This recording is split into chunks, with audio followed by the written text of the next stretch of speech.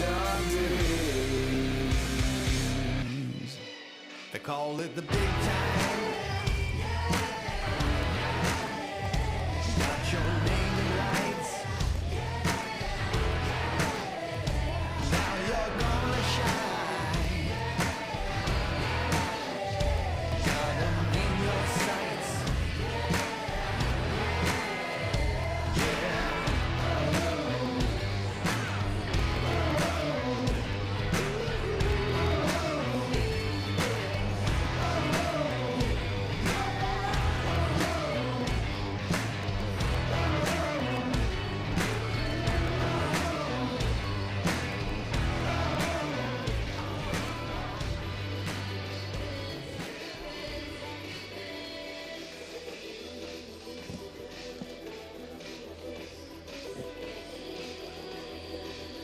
The crowd noise at a.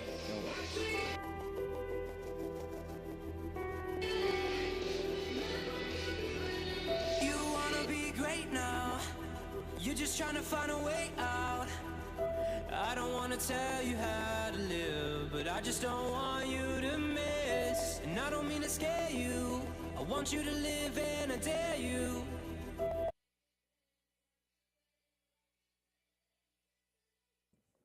Tonight from Mustang Panther Stadium on a November Friday night in Texas, it's week 9 of high school football action as the Grapevine Mustangs play host to the Argyle Eagles. This is Mustang Friday Night on Tradio.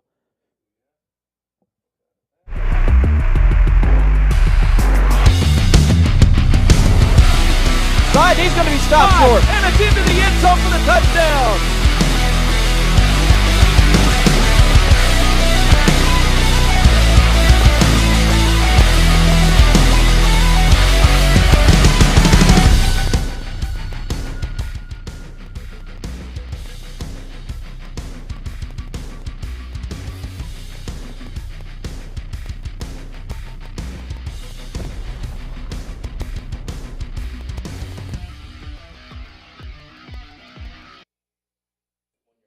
And hello there, everybody, and welcome to Grapevine, Texas. I'm Brendan Smith. We'll be joined momentarily by Bart Castle. It kind of feels like fall for the first time. Temperatures in the low 70s and falling here at Mustang Panther Stadium. It is the 0-8 Grapevine Mustangs taking on the number 5 ranked team in Texas, the Argyle Eagles, at 7-1, 6-0 in district play. Well, last week, Grapevine was outplayed in a 55-10 loss to Mansfield Timberview, and honestly, it felt like the game was over from the kickoff. It was almost a wire-to-wire win for Timberview. They score on the first play offensively, immediately get an onside kick to have a second opportunity to score before the Mustangs even touched the football. Special teams was an issue. 3 times that the Mustangs lost the football on kickoffs, 2 onside kicks, also a pooch kick. And to end that first half, there were 5 consecutive 3-and-outs where this Mustang team just was never able to get things going against Mansfield Timberview. So they fall to 0-8. They're trying to avoid the first winless season since the 2014 year, and it doesn't get much easier tonight. The gauntlet continues. It's the Argyle Eagles, ranked number 5 in the state of Texas. They are 6-0 in district. They have won 7 consecutive ball games, and a win tonight would guarantee them at least a share of that district title. They've got a dynamic quarterback in McGuire Gasperson.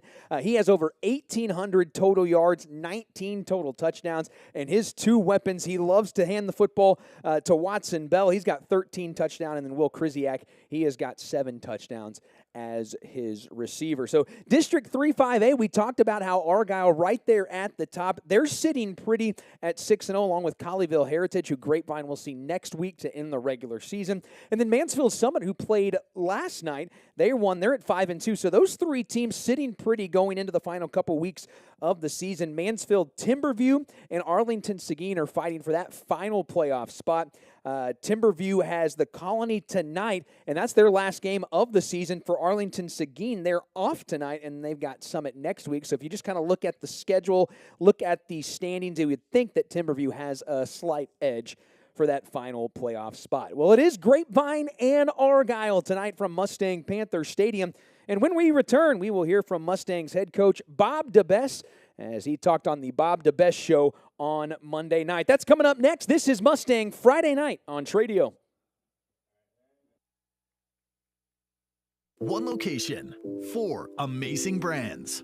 Grubb's family of dealerships. Located on Highway 114, 25 acres of luxury car shopping. After 75 years of serving the Dallas-Fort Worth Metro, we invite you to shop Grubb's Acura, Infiniti, Polestar, and Volvo, all in Grapevine. Our service departments are fully staffed and ready to help with walk-ins or appointments. Start with the best, skip the rest at Grubb's family of dealerships. Compass Church is for you. Join us each week to experience great music, a message that applies to your everyday life, as well as programming for your kids and students to engage on their level. Learn more at compass.church.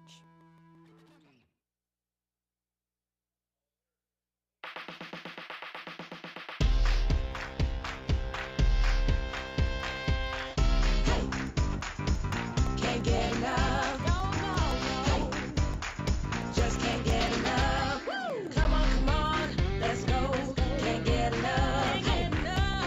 Start the show. Can't get enough. Yeah. Just can't get enough. Oh.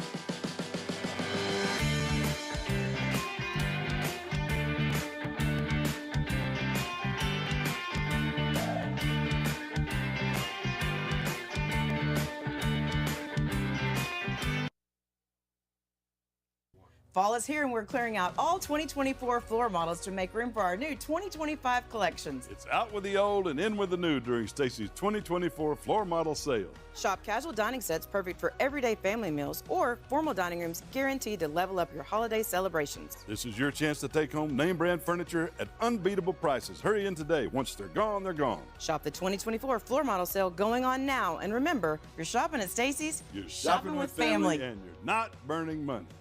The clock is ticking. It's last call on 24s at Classic Chevrolet. As the #1 dealer in the world, a huge selection of 24s remain with model year-end savings, like new Silverados, 14 grand off MSRP. Or 0% APR is back. Time is running out to get model year-end savings before they're sold. New Silverados, 14 grand off MSRP will not last. Visit ClassicChevrolet.com now.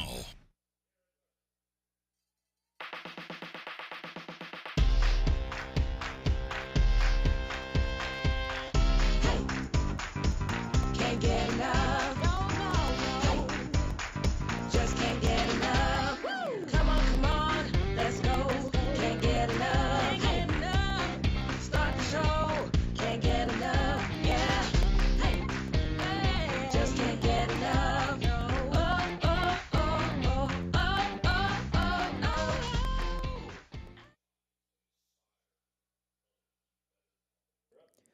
And back here at Mustang Panther Stadium in Grapevine, it is the Mustangs getting set to take on the number 5 ranked Argyle Eagles.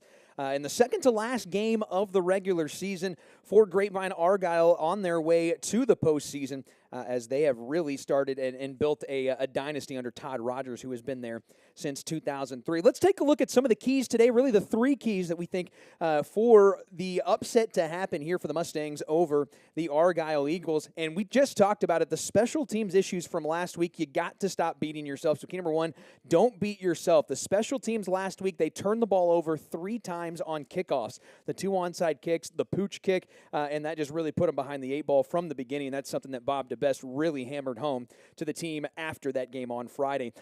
We just talked about McGuire Gasperson. He's had an outstanding year, 1,700 yards passing, 19 total touchdowns if you include what he can do on the ground. But he's got 2 guys that are his favorite to go to.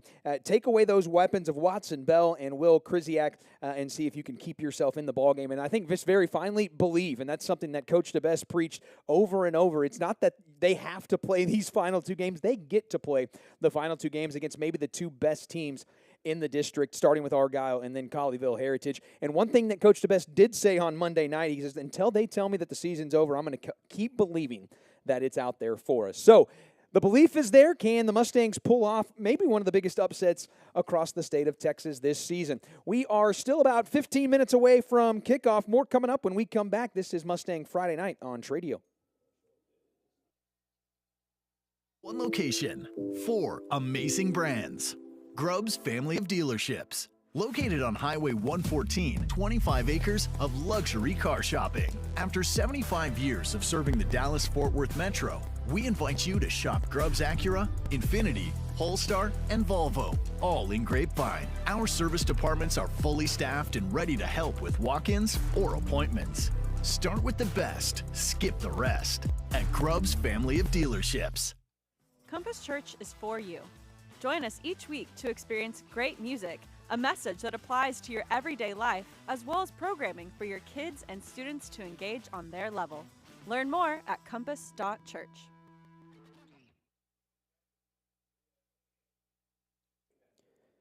Well, back at Mustang Panther Stadium as the Mustangs getting set for that Mustang Walk. It's always brought to you by Mesa Mexican Cuisine as they will get set to take the field here momentarily. As we get set there, let's take a look at the offense for Grapevine. You know that offensive line, it's been the same all season long. They average 270 on that offensive line. Taden Sneed, Daniel Campos, who is really the leader of that squad.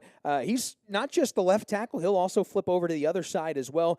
Bergen Weir, Spencer Williams, and Will Mason round out the rest of that front five.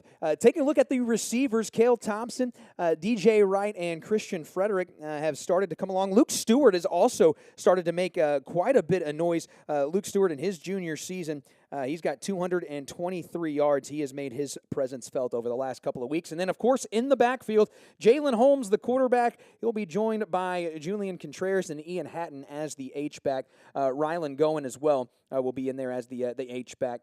As well. So this offense that has had a hard time getting going, they're going to see what they can do to set up this defense. As we take a look at that Grapevine defense in the 3-4 that they run, it's a little bit of a different look. We have Bradley Stanier up there. That's wishful thinking because Stanier is out for the rest of the year.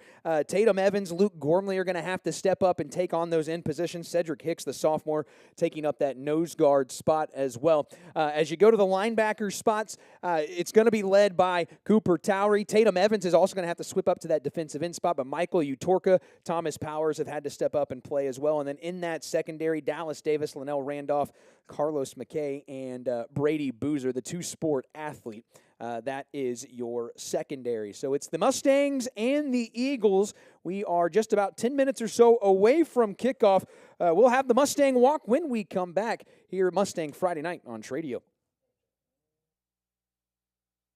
Fall is here and we're clearing out all 2024 floor models to make room for our new 2025 collections. It's out with the old and in with the new during Stacy's 2024 floor model sale. Shop casual dining sets perfect for everyday family meals or formal dining rooms guaranteed to level up your holiday celebrations. This is your chance to take home name brand furniture at unbeatable prices. Hurry in today. Once they're gone, they're gone. Shop the 2024 floor model sale going on now. And remember, you're shopping at Stacy's. You're shopping with family and you're not The burning clock money. is ticking. It's last call on 24s at Classic Chevrolet. As the #1 dealer in the world, a huge selection of 24s remain with model year-end savings like new Silverados, 14 grand off MSRP.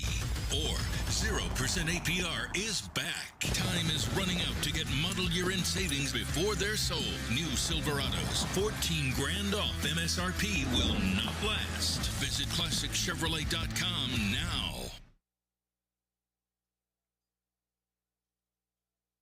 Well, it is a gorgeous night in Grapevine, at least temperature-wise. Those clouds look to be a bit threatening. The temperature, or rather the weather, should hold off until later this evening. Should be a very pleasant night for football. We just talked about it, the Mesa Mexican Cuisine Mustang Walk sponsor.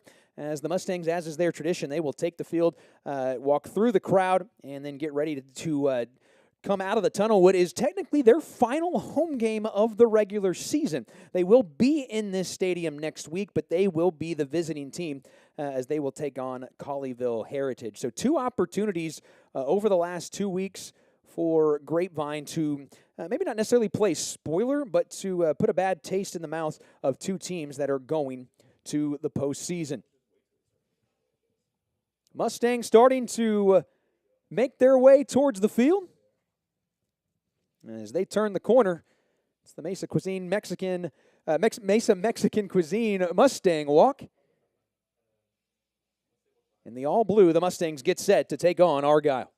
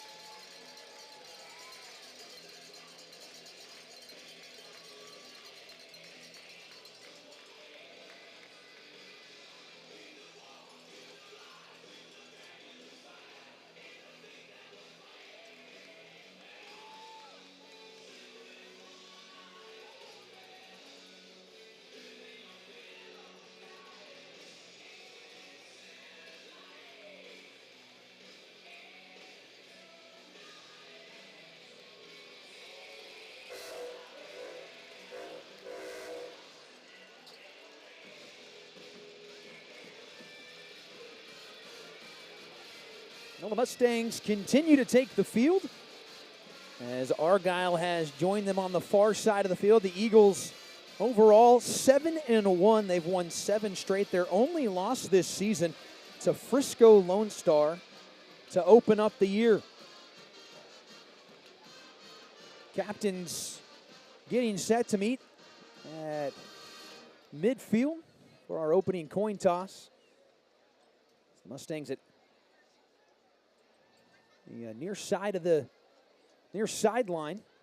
They'll get set with Brady Boozer, Tatum Evans, Ian Hatton, and Bergen Ware. Those are your 4 captains here again in what is technically the final home game of the year for Grapevine. On the other side, it is McGuire Gasperson, Nathaniel Bruce,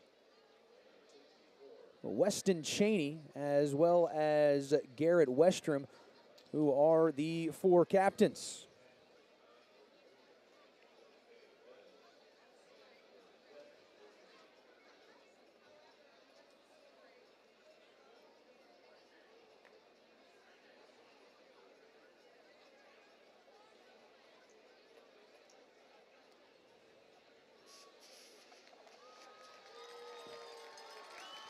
And here come the Mustangs. Led by Coach Bob DeBess in his second year, a football lifer. Offensive coordinator at the likes of TCU, Minnesota, Sam Houston, New Mexico, Georgia Southern. And he has handled a tough season admirably well. As we go back here and we'll get the results of this coin toss.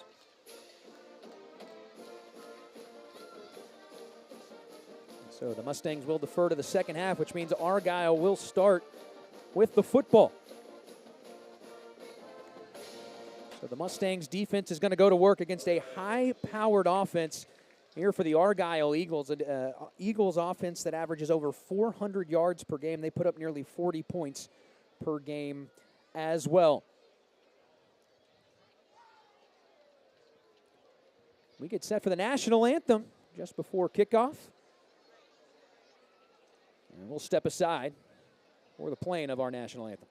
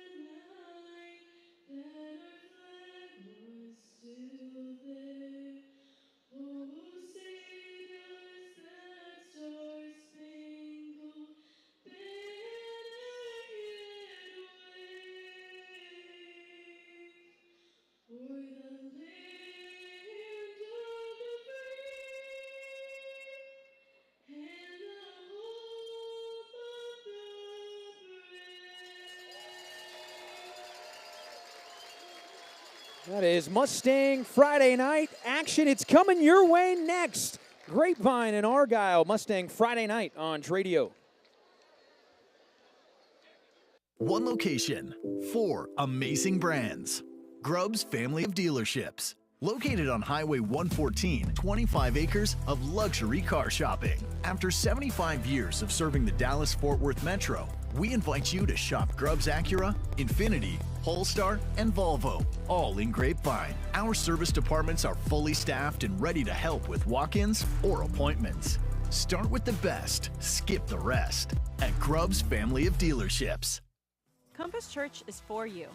Join us each week to experience great music, a message that applies to your everyday life, as well as programming for your kids and students to engage on their level. Learn more at compass.church.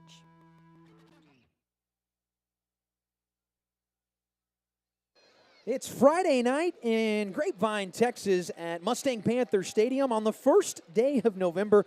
We've got some football weather as the Grapevine Mustangs and the number 5 Argyle Eagles meet in a District 3 5A class. Hello, everybody. I'm Brendan Smith, joined by Bart Castle this evening, and two teams that are going in different directions.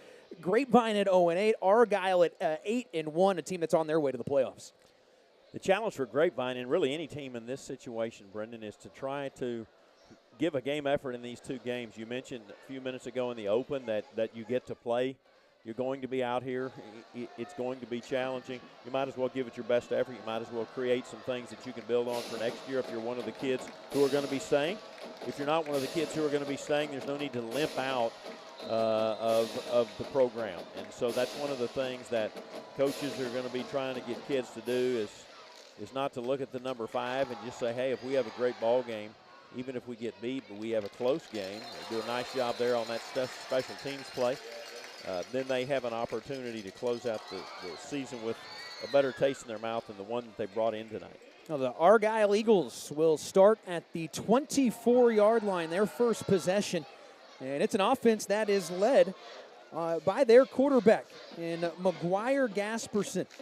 Completed 61% of his passes this year, over 1,700 yards. He's thrown 15 touchdowns. He has thrown 8 interceptions, and he'll start in the shotgun. He's got 2 receivers out. First play, they'll hand it off up the middle. A couple of moves there made by Weston Bell. That is the starting running back and a first down for the Eagles. As it's Bell, the 5'9 junior. He's had a heck of a year. 13 touchdowns on the ground as Argyle goes hurry up to start the ball game. Play action, pass thrown, complete around midfield. Dragged down is Will Krisniak. Krzyzak, and so that'll be another first down. 2 plays, 2 first downs for the Eagles. Well, Krzyzak just step into the space between the line and the linebackers, and he was wide open. Krzyzak in motion. They've gotten it to their 2 playmakers. Now they'll go back to the backfield, and here's some space outside for Bell. He gets to the sideline, cuts back at the 30, and 3 plays, 3 chunk plays for the Eagles, and they are deep into Mustang territory, 3 plays into the ballgame. This isn't ideally how you want it to go when you defer. And again, on defense, as you said, 3 big plays right off the bat. 2 of them run plays, 1 of them a pass play. The Mustangs need to try to do something to slow this Argyle offense down. Throw into the flat, and immediately down is Krzyzak, who makes the catch. But he will get no gain, and for the first time, a second down snap for Argyle. And they managed to get a little home turf monster The on turf that play. monster? And with this fast start, they're off to anything that you can get is going to be helpful because he had a blocker out in front of him, and it could have been another chunk play. Another handoff here, and a great tackle made by Luke Gormley. As Bell nearly got it to that second level, but it forces a 3rd down and about 5. Outstanding job there on the right side by the right tackle and the right guard opening that hole, leaving him a wide open lane to run through. 3rd down, there is movement early, and it looks early indications that's going to be on Grapevine. Jump there in the middle of the line, just trying to get any advantage to try to slow this thing down, and had the nose tackle just jump off sides. And he immediately put his head up on his helmet like, man, the last thing I need to do is be giving them additional chances. So the first penalty for Grapevine.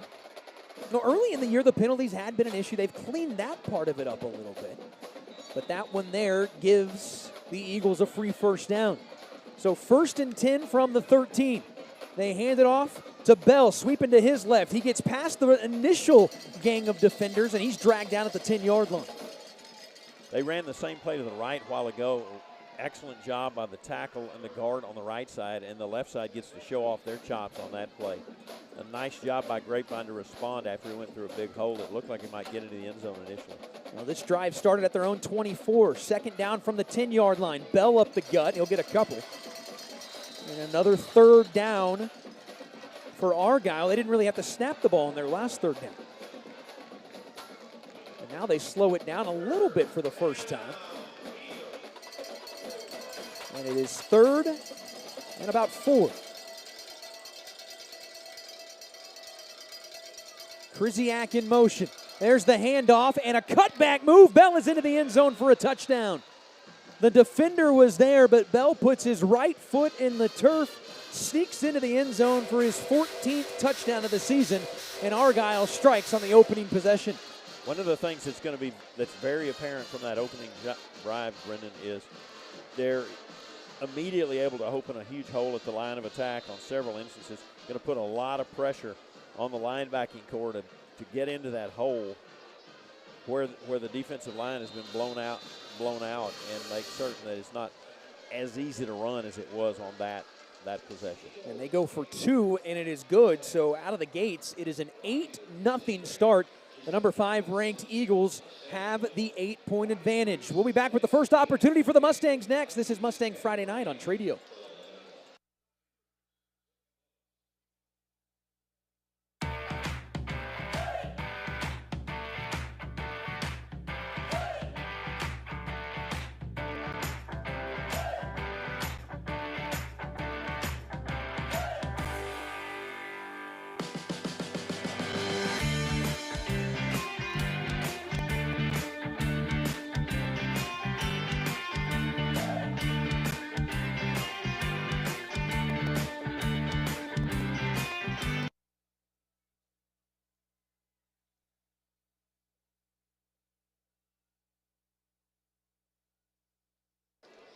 Well, back here in Grapevine, a methodical drive that started at their own 24-yard line. Not much resistance at all for this Argyle offense in that first possession. You mentioned most of the drive was chunk plays. They did have a few short plays, but typically either the hole on the running plays or the one pass they threw at about the 50-yard line The receiver did an outstanding job of finding that open space between the linebackers and the secondary, but there hadn't been any slowing him down on his way to that open play. Well, to kick it is Anthony Ruvalcaba, and he will kick it deep. Mustangs had all sorts of problems fielding kickoffs last week, and this one's taken out to the 20-yard line by Brady Boozer. And so first down and 10 to begin for Jalen Holmes and this Grapevine offense immediately behind the 8 ball, so to speak, down 8-0.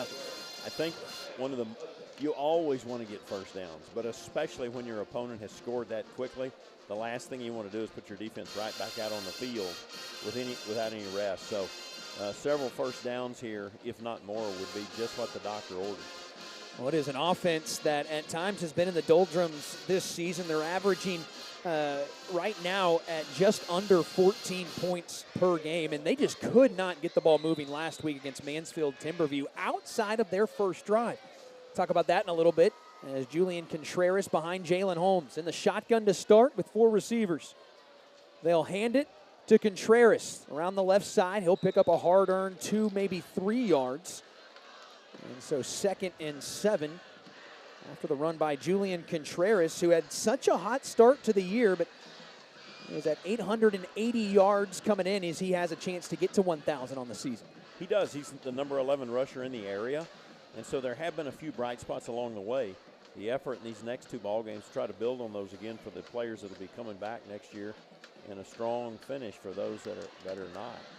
Julian Contreras, a 270-yard game earlier this year against Mansfield Summit. So 2nd down. And there's the handoff again to Contreras out past the 25-yard line. He's down around the 27, so it should bring up a 3rd down and 3. And I agree with you here. It's a very important first down after that drive you saw from Argyle. Well, and it looked like you've seen all of the ball games, Brendan, but it looked like they're by bringing the player in and then having him stand behind the quarterback, just trying to give the defense some different look to just have them pause a moment to try to open up a little additional space for Contreras. Yeah, Bob DeBess is a master of showing the eye candy and trying to get you a little bit distracted. So 3rd down and short. Jalen Holmes in the shotgun. He's got it. He'll keep it, and a pitch out, and a chance to get the first down and a little bit more. It is picked up. That is Christian Frederick out of the backfield. And Mustangs, they move the chains. And a gutsy call, but a wise call, because they've been getting only small creases at the point of attack. Shows a lot of confidence in both the quarterback and the running back to do a pitch play like that this early in the ball game. And that's one thing for Jalen Holmes. He has really improved in his ability to run this offense over the course of the season. Looks so much more comfortable running this option style of offense. 2 in the backfield, shotgun here. 7:20 left in the first quarter. It's 8-0 Argyle. Back to pass for the first time. Out in the flat, it's Contreras.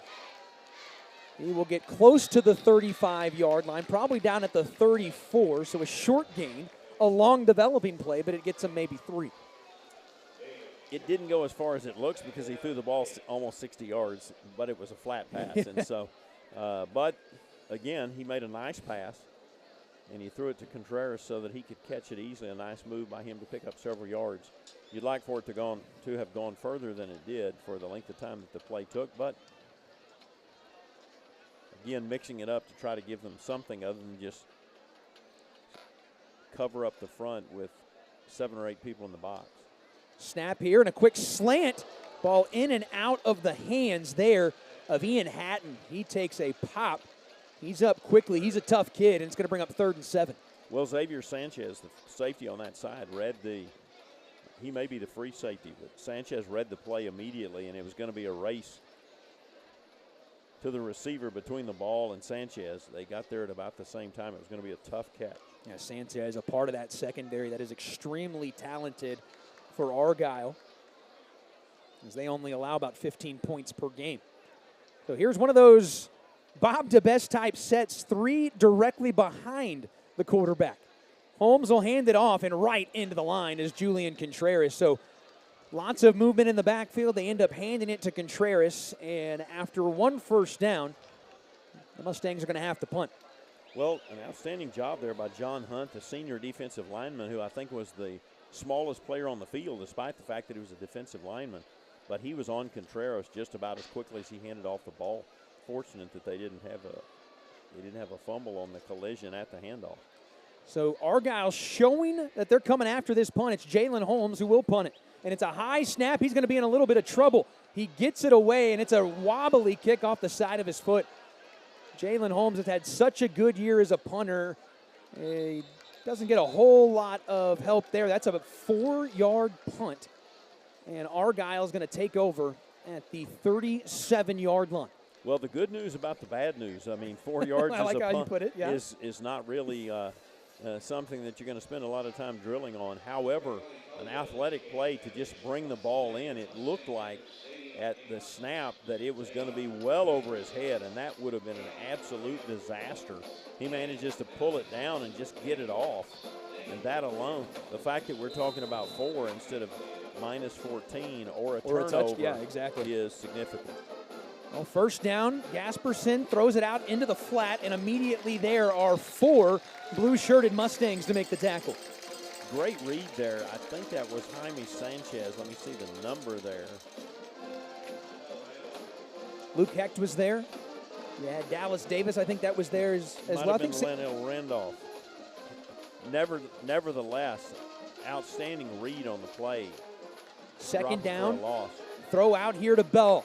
Tries to get that corner. He will out about 3 yards, so 3rd and long for Argyle, and probably the 2 best back-to-back plays defensively we've seen so far from Grapevine.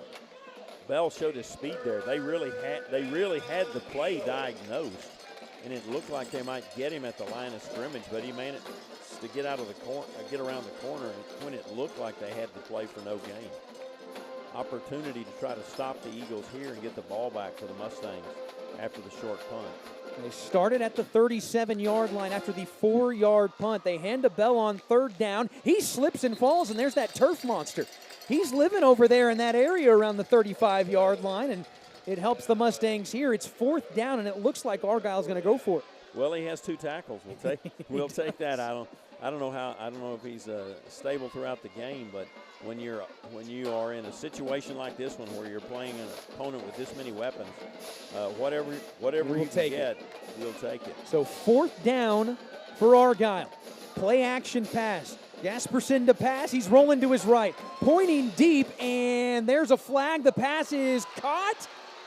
He held on at the 10-yard line. What a catch made by Grant Romero. There's going to be a penalty against Grapevine, so those flags are inconsequential. They'll have the ball 1st and goal at the 10. Well, we'll see as the officials huddle if perhaps we had 2 things go on the same play. That's best case scenario. That's exactly what I was going to say. That would be an early Christmas present if that's the case. Officials are getting together to discuss this. There was definitely a hold on Grant Romero as he was trying to get free. Holding for defense, number 6. 2-yard penalty on that 1st down. It's Luke Hecht. And I wouldn't think they would accept the penalty unless they said that pass was incomplete. I guess that's what they ruled, that the pass was not caught. It must have come out as the 2 of them went to the ground because it looked like he did, in fact, catch it. But so it will be Argyle with the 1st down, although the officials aren't complete. Now they're going to mark off the 10 yards. Yeah, the pass was incomplete, but the penalty gives them a 1st down. That's one of those situations, though, if Luke Hecht doesn't grab the receiver, it's probably a touchdown, so maybe it's a penalty that saves you 6 points. Might have been one of those when you said the coach may holler when he gets to the sideline, but he'd holler more if I just let the guy fly past me and score unabated. Play clock down to 10 for what I believe is the first time for Argyle. In motion, their number 1 receiver in Krzyzak. They'll hand it off to Bell. He makes a cut move, and he is free. To the 10, to the 5, and he's into the end zone for a touchdown. Brady Boozer tried to wrap him up short, but the momentum of Watson Bell carries him into the end zone. He's got 2 touchdowns, and it's 14-0 Argyle. That's the same play that that was good for 20-some yards the last time on the first drive, pardon me, Brendan, it went from the 40 to about the 25-yard line. Made the move between in through the hole that had been opened by the right guard and the right tackle. And by the time Grapevine could react, he was 12 yards downfield. Going for 2. The throw to the back of the end zone is incomplete. And so it will remain at 14-0. So Watson Bell, I keep saying Ball versus Bell. At some point, that's going to stick into my stupid brain. But Watson Bell already with 2 touchdowns, 15 on the season. It is 14-0 Argyle when we come back here on Mustang Friday night on Tradio. Fall is here and we're clearing out all 2024 floor models to make room for our new 2025 collections. It's out with the old and in with the new during Stacy's 2024 floor model sale. Shop casual dining sets perfect for everyday family meals or formal dining rooms guaranteed to level up your holiday celebrations. This is your chance to take home name brand furniture at unbeatable prices. Hurry in today. Once they're gone, they're gone. Shop the 2024 floor model sale going on now. And remember, you're shopping at Stacy's. You're shopping with family and you're not burning money. Well, a dominating start for the number 5 Argyle Eagles. They're up 14-0 over Grapevine this first quarter.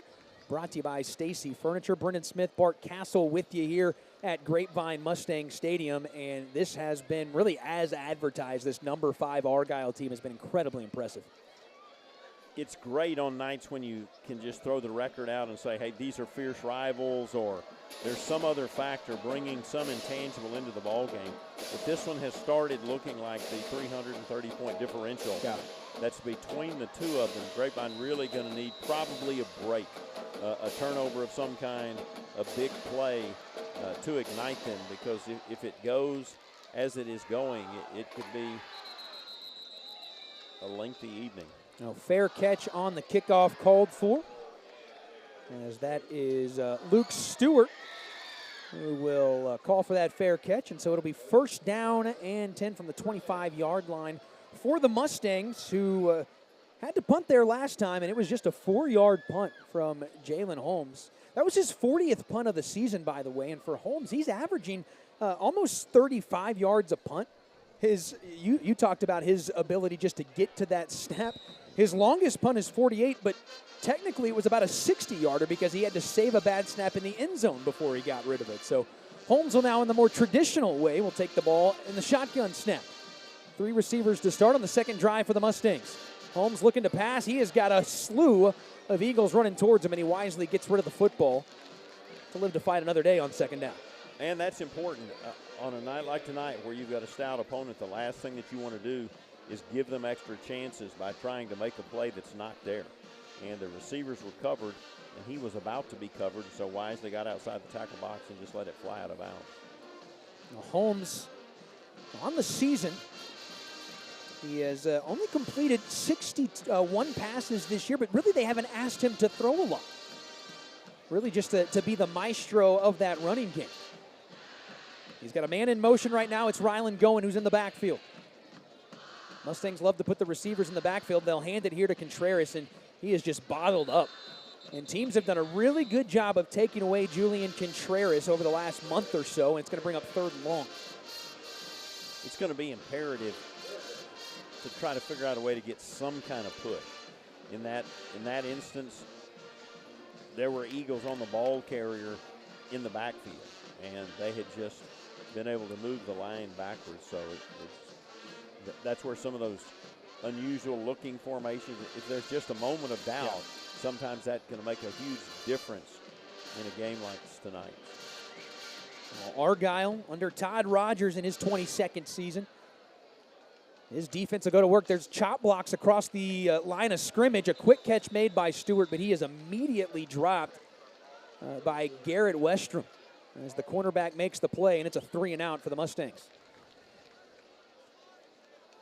And that's a little bit concerning because the way that the game started last week, they had a solid drive, got 3 points, made it 7-3, but it was 5 consecutive 3-and-outs to end the first half against Mansfield Timberview. Argyle showing that they're bringing the heat again to Jalen Holmes. Snap a bit high again, but he's got much more time to get rid of it. Gets off a better kick. Fair catch called for. That ball hits the ground and hits the returner, but it pops up into the hands of the Argyle Eagles. A huge break there, as falling on the football was Bentley Mittis. And Argyle avoids the turnover. They'll take over just on their side of the 50. Wow, what an opportunity there to get the ball at about midfield. On a night when things are going your way already, that definitely goes in that category. 3 Mustangs there, and the one other Eagle beside the punt returner was Mittis. It pops up in the air, just enough space between he and the defenders for him to get the football and keep it for the Eagles. Yeah, initially I was worried about a collision for kick-catch interference. And nearly got that break that you were just talking about that they needed. First down, the pass out to the flat. It is caught by Krzyzak, and he is out of bounds on the other side of midfield. A decent pickup on first down.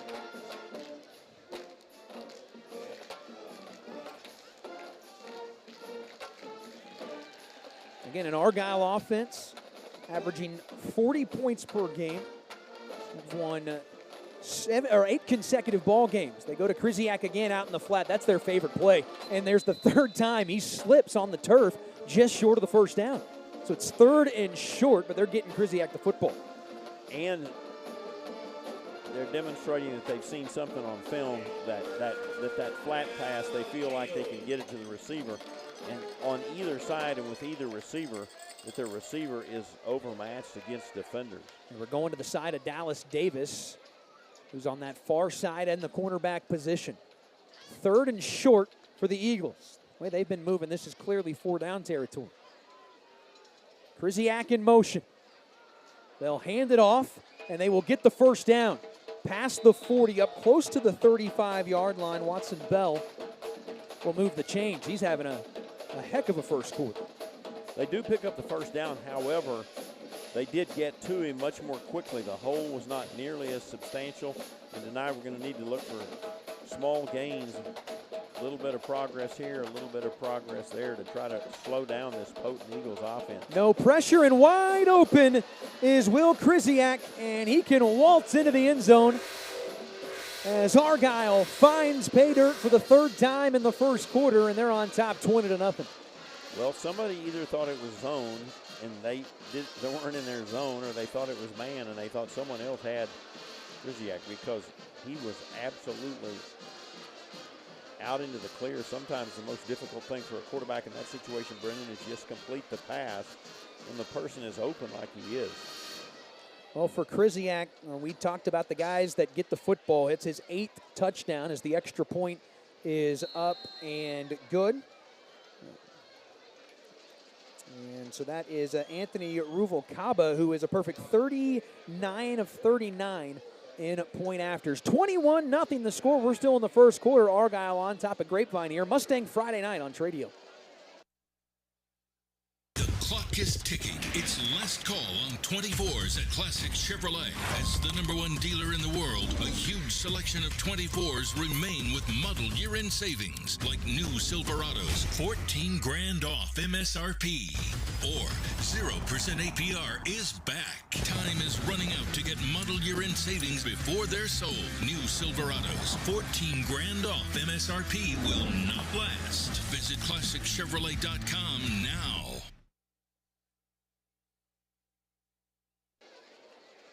Well, all Argyle, 21-0 is the score. Still 2:04 left in this first quarter. Brendan Smith and Bart Castle with you here, Champion Sports and Tradio.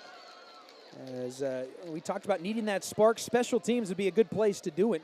Luke Stewart back there. He's got the last couple of those kickoffs, and if he can break something, maybe get some sort of fire blazing for Grapevine, but they are in some trouble now, down 21-0 to the #5 team in Texas. It would be nice to have a return of any substance to just get the ball up and give them the opportunity to start maybe at the 30 or 40-yard line, so that even if they did have to punt after several first downs, they have some opportunity to at least make Argyle go a greater distance up the field.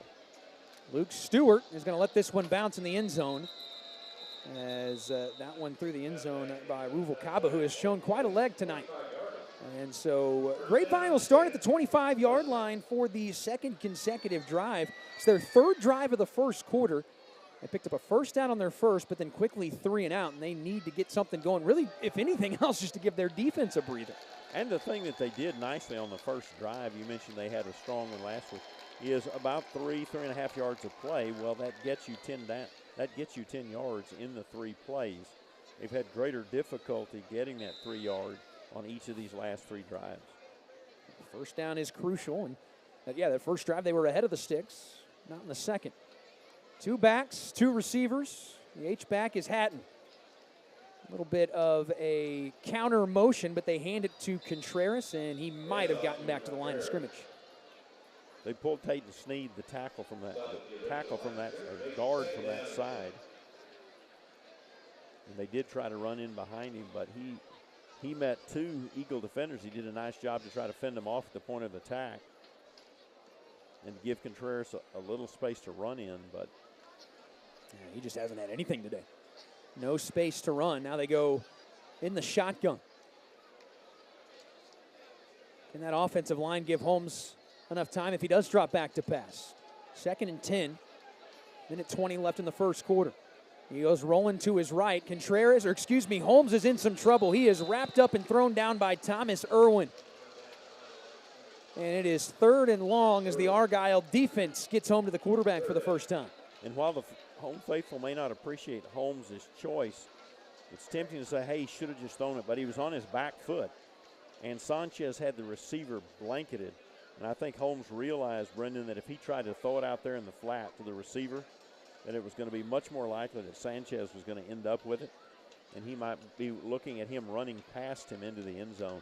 So he did make a wise choice there. I mean, it's hard to imagine scenarios where a sack is the wiser choice, but it is wiser than an interception that might result in a touchdown. 4th sack of the season for Thomas Irwin. 3rd and long, Holmes running for his life again, and he's going to throw it deep towards the sticks. He at least allows his receiver to try and make a play, but is over the head of Ryland going.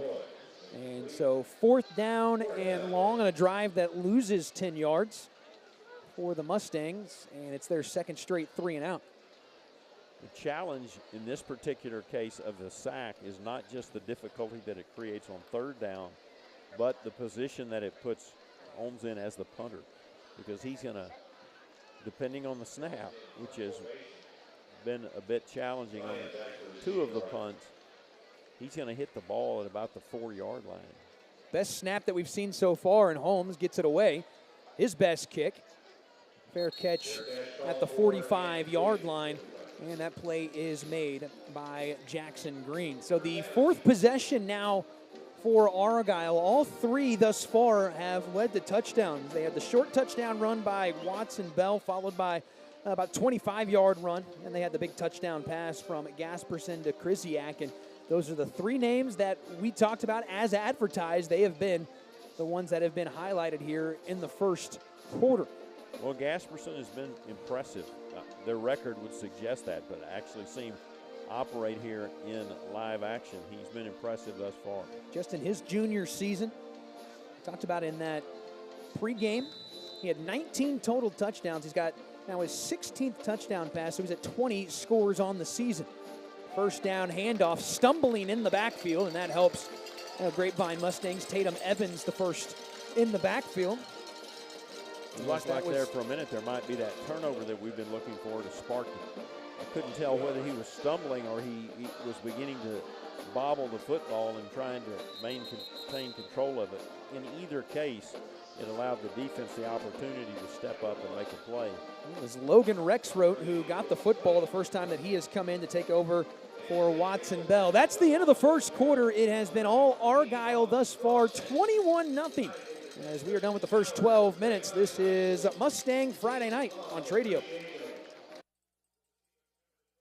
One location, 4 amazing brands. Grubb's family of dealerships. Located on Highway 114, 25 acres of luxury car shopping. After 75 years of serving the Dallas-Fort Worth Metro, we invite you to shop Grubb's Acura, Infiniti, Polestar, and Volvo, all in Grapevine. Our service departments are fully staffed and ready to help with walk-ins or appointments. Start with the best, skip the rest at Grubb's family of dealerships. Compass Church is for you. Join us each week to experience great music, a message that applies to your everyday life, as well as programming for your kids and students to engage on their level. Learn more at compass.church.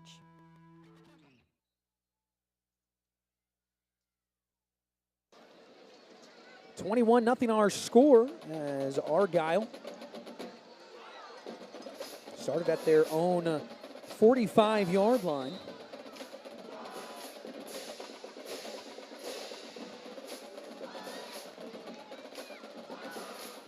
And they're ready to go here on the first play of the second quarter.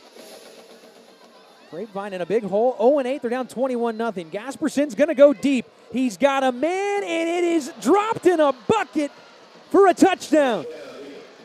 Brooks Bryan on an absolute dime thrown by McGuire Gasperson, and it's 27-0 Argyle. Well, he's had two different styles of touchdown passes. One, he just had to float it out there to a receiver. The two others, he made outstanding throws. In that particular case, and a great job by the Eagle line to give him all kinds of time. Game effort by the three up front by Grapevine to get through. Just too much Eagle beef there to make that possible. Well, the extra point is good. It is 28-0 as Grant Romero catches his third touchdown pass of the season. It's the second touchdown of the night for McGuire Gasperson, and it is 28-0 Argyle here on Mustang Friday night on Tradio.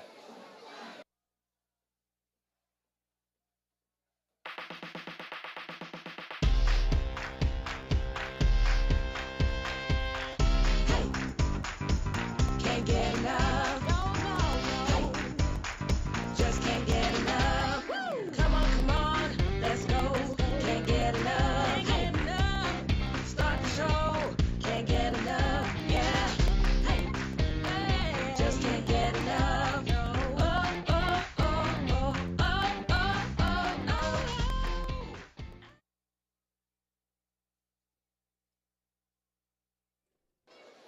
Well, Argyle with their fourth touchdown, second touchdown pass of the day for McGuire Gasperson. As that one goes to Grant Romero, his third touchdown of the season. And so Argyle on the first play of the second quarter, they go deep, and they have made it a 4-score game, and sort of as advertised, unfortunately, if you're a Grapevine Mustang fan. And so they will get the football back here. It looked on paper to be difficult. It's looking every bit that in live action. And just so many weapons. I mean, they've run the ball effectively. That play was about as effective a pass play and a pass to a receiver as you could have. So when a team is throwing well and they're running well, you're going to have some turnovers. You're difficult. You're going to have whatever's on the other side of magic in terms of an adjustment. Coach Bob DeBess, we'll take a quick look here. Here is that touchdown. I mean, that is about 50 yards in the air on the money. That is a great throw. And I actually gave credit to the wrong guy on the touchdown. It was Brooks Bryan who had the touchdown, not Grant Romero. So Brooks Bryan with his second touchdown catch of the season. So Grapevine takes over at the 25-yard line to begin their first possession of the second quarter. Down 4 scores. Get it quickly out to Brady Boozer, and that's in and out of his hands as he was popped immediately by Garrett Westrom. And that'll bring up second down and 10. Coach Bob DeBess said on Monday night at the Coach Bob DeBess show at Chicken and Pickle this week, and he said that it's very obvious that Argyle is the most complete team that they have prepared for this season, and you're seeing why as you talk about all those weapons. Really, thus far, just not seeing any holes. Outstanding play on the line, and it's not that there have been gaffes on Grapevine's part. It's just been outstanding execution from Argyle. There's a reason why they're ranked where they're ranked. They're showing blitz, play action, and Holmes on the keeper, trying to keep that pitch integrity. He's going to keep it himself and get up to the 30-yard line. He got hit hard. He is a bit slow to get up. Holmes is helped up. They're on the far side of the field, and it'll be a third down and about 5-6 yards to go. You mentioned he continued to run in such a way to try to keep the idea that he might pitch it. Even once he crossed the line of scrimmage, he looked several times to the running back who was out to his left, right along the sideline, trying to draw some defenders into that possibility. They just didn't bite. Well, here's the first time that we see Cooper Towery come in as really that quarterback that's just going to take it right up the gut. Shows some patience, kicks it outside, he's got a first down. It's the Wildcat formation. Cooper Towery, technically the backup quarterback, but when he comes in, it's a lot of that. And that is a patient first down as the Mustangs move the chains. Impressive job by Towery there. He ran into the line, and it looked like he might be stopped for a moment, but he was, as you said, patient and really allowed the situation to evolve around him. It did open up, and he got around the left side, and they pick up a first down. Towery more a linebacker by trade. Bob DeBest said there was some serious questions as to whether or not he was going to be a linebacker or a quarterback in his high school career. They hand it off to Contreras, still looking for that daylight. He just cannot get past that line of scrimmage. Maybe a yard. And so it's 2nd and 9. And thus far, as I mentioned just a moment ago, there haven't been many plays when somebody has just blown past the lineman. They just followed the flow of the play and managed to get to the point of attack very quickly. So it's not really a matter of breakdown, it's a matter of execution. Well, Jalen Holmes back in after a couple of snaps for Cooper Towery. Got the first down on 3rd down on the quarterback keeper. Hands it off to Contreras on 1st, and so here is Holmes. Play action. Now going with the quarterback keeper up to the 40-yard line. He is dragged down. It'll be 3rd down and probably a bit more than Grapevine would like. It'll be 3rd and 7. Strong pursuit there by Cade Manning and Brody Bomar. They both had the same idea about Holmes, and they met at Holmes. So 3rd down from the 40-yard line. Grapevine would love to get into opponent territory for the first time today. Play clock under 10 per usual with this Bob DeBest offense. Holmes will pass on 3rd down. Fires to an open receiver, and he missed him. Luke Stewart had some space there on the sideline, but the ball sails. And Jalen Holmes is going to have to go back and punt for the 4th time today. And that's unfortunate because it looked like the defender on that side, Luke Fetters, had lost his place in the coverage, and that's part of the reason that Luke Stewart was wide open. The ball just sailed over his head. So Holmes to punt, sends this one that will bounce right around the 30, and he will get a slight Mustang bounce as it'll go out of bounds at the 27-yard line. So Mustangs do get the first down, cannot get it into Argyle territory. And right now your task is, can you slow down that locomotive that's just been barreling down on you all first half? And that's an apt metaphor. Right now, it's a matter of, can you just slow them down so that they're not scoring in 15 and 18 in 30-second increments and digging a hole so deep that even if you do gain some traction, you have to become predictable on offense just to try to get a number of points to make it respectable.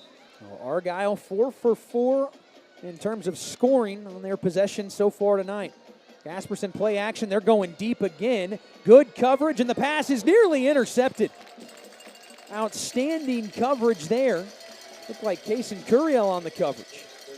Or excuse me, I take that back. That is Linnell Randolph who makes the play. And that is having to cover the best receiver in Will Krzyzak. Outstanding job there. He was with him step for step, and the most important thing that he did, Brendan, is he turned his head around to the ball, and that kept him from running into Krzyzak and picking up a penalty. Quick out, close to the first down marker. And trying to rip the ball out. The ball does come out, but I think it was after the official had blown that forward progress had been stopped. And they're going to have a first down. So maybe a split second away from that turnover, but it'll be a first down for the Eagles. I thought perhaps they had gotten him just a bit short. He tried to make a cut back into the middle of the field, and that allowed the defenders to pounce on him. However, he was out far enough beyond the sticks that he didn't give back the entirety of the yardage. First down handoff.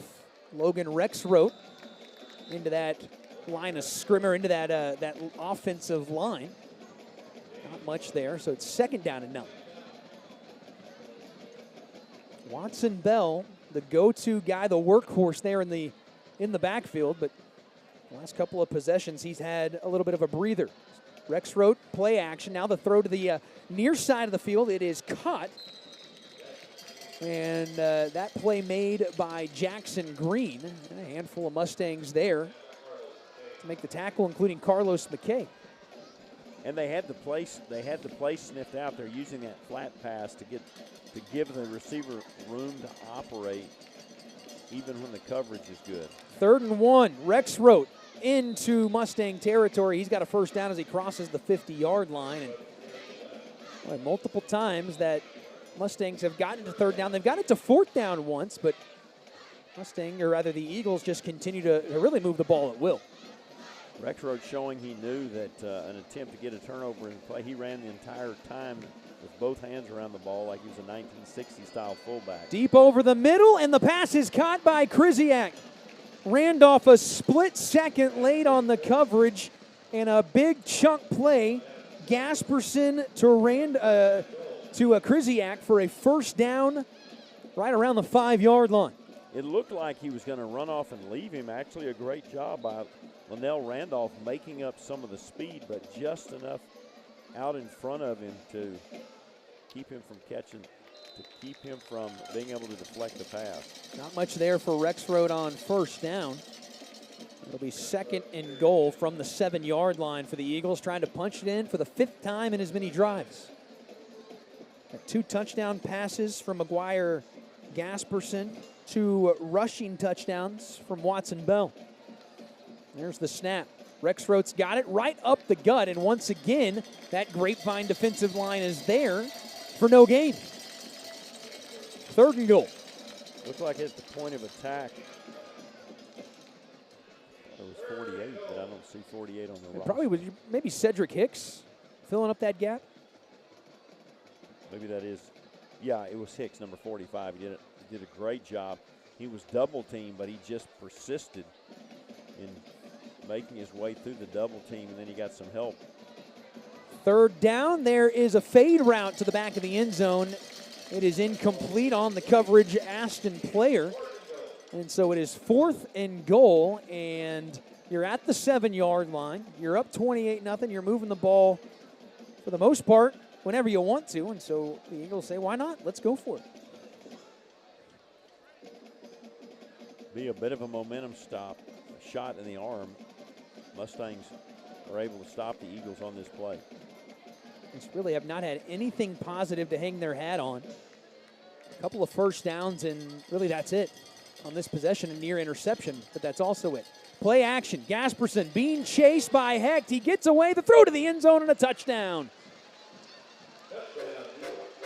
Gasperson to Krzyzak. It is 34-0 Argyle.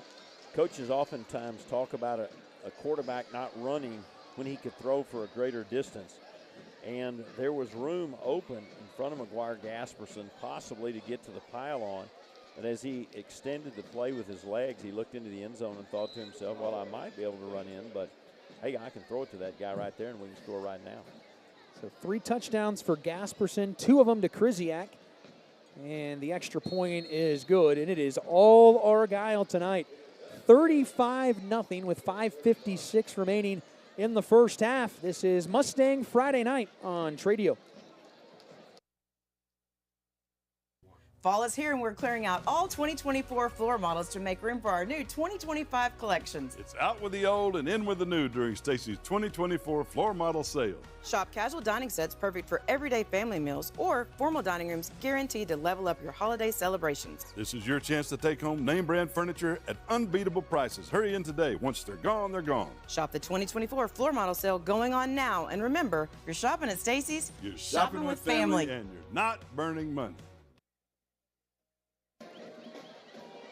Well, the domination continuing here for Argyle. They've had a fantastic year. Their only loss this season to Frisco Lone Star to open up the year. It was a 7-point loss to Frisco Lone Star team that's 8-1 themselves. So a formidable loss there in non-conference play. They have won 8 in a row. Already talked about Bob DeBest, said the most complete team we've prepared for. But just looking at their last 4 games, they have won by an average of 40 points over the last month. And that trend, unfortunately, is continuing. The last 4 games, they're averaging 46.5 points, and they're giving up 6. And that's a pretty good recipe to win some football games if you are Argyle, and a big reason why they are the number 5 team in the state of Texas. No matter who they play, no matter where they're ranked. Oh, without a doubt. And it's really the job that Todd Rogers has done. He's been there since 2003. He's won a couple of state titles, most recently in 2020. But he has turned Argyle into a powerhouse.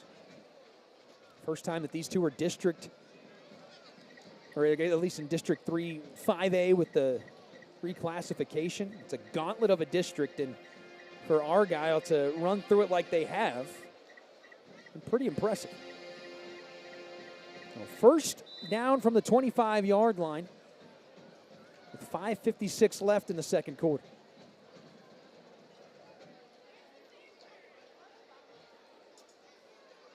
Holmes hands it off. And a decent game at about 3. Use that pulling guard play again with Tristan Sneed pulling. He got a good block on the tackle, and it allowed Contreras to get into a little open space. Didn't pick up a lot, but without that block, it probably picks up nothing. That was a play they tried earlier, and it looked like it was going to go for more than it did.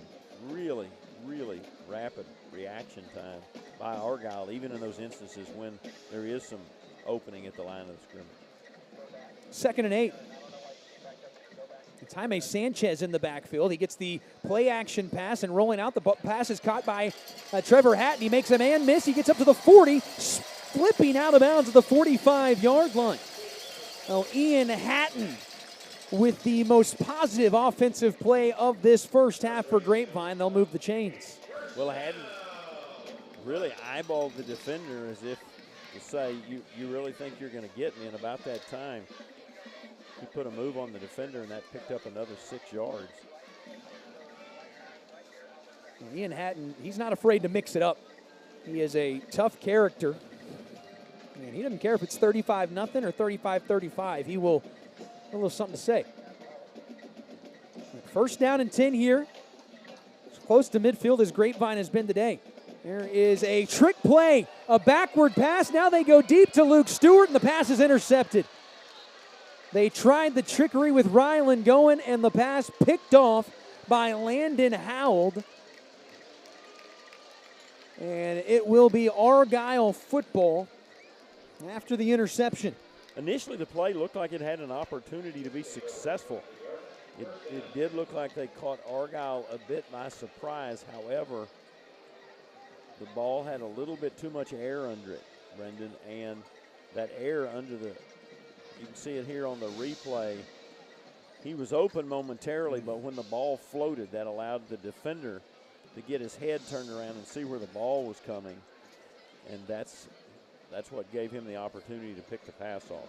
Landon Howell with his 2nd interception of the season. Ryland Goen was the receiver / quarterback on that play as the Mustangs bust out a little bit of trickery, and it goes against him. Now a fumble on the snap, and Argyle's lucky to hold on to the football. They're going to lose about 4 yards. It'll be 2nd down and 14, but it's at least their football. as we come up on 4 minutes remaining in the first half. He hasn't done many things wrong this first half, but as you just said, McGuire Gasperson, a high-risk play there to really just lean over and try to reach out in front of him instead of just falling down on it, especially with a big lead like this down in Snap Mustang the ball territory. from the 21-yard line. There is a rollout and the pass that is incomplete, intended for Brooks Bryan, who caught it on the short hop. So 3rd and long for this Argyle offense. Can Grapevine get him off the field for the first time tonight? I think our buddy the Turf Monster got him again because the receiver was open and then he was moving like he was going to be prone and going to try to catch it in his chest, and I think perhaps he lost some of his footing because it's been on that side throughout the A couple of tackles and a pass breakup for old Turf Monster. 3rd and long. Gasperson to pass. Here comes the blitz. He escapes Cedric Hicks. Now he loses the football. It is on the turf, and it is Mustangs football. We talked about that they needed something. They needed a mistake by Argyle. Some gap in that almost picture-perfect execution up to now. And they get it right there. Cooper Towery, who's seen time at linebacker. He's seen time in the Wildcat. He comes up with the fumble recovery. And it's the first time that Grapevine will take a snap in opponent territory, and they do so at the 25-yard line. It looked like Gasperson was going to try to change hands with the football and cut back into the middle of the field, but when he tried to make the exchange from one hand to the other, he just suddenly was dealing with a wet bar of soap, and it got away from him. A little bit of confusion before the snap, but Luke Stewart back in that I formation behind behind Contreras and Holmes, rolling to his right, looking for someone to throw the football to. He throws it in the vicinity of Ian Hatton, but that was mainly just to get rid of it.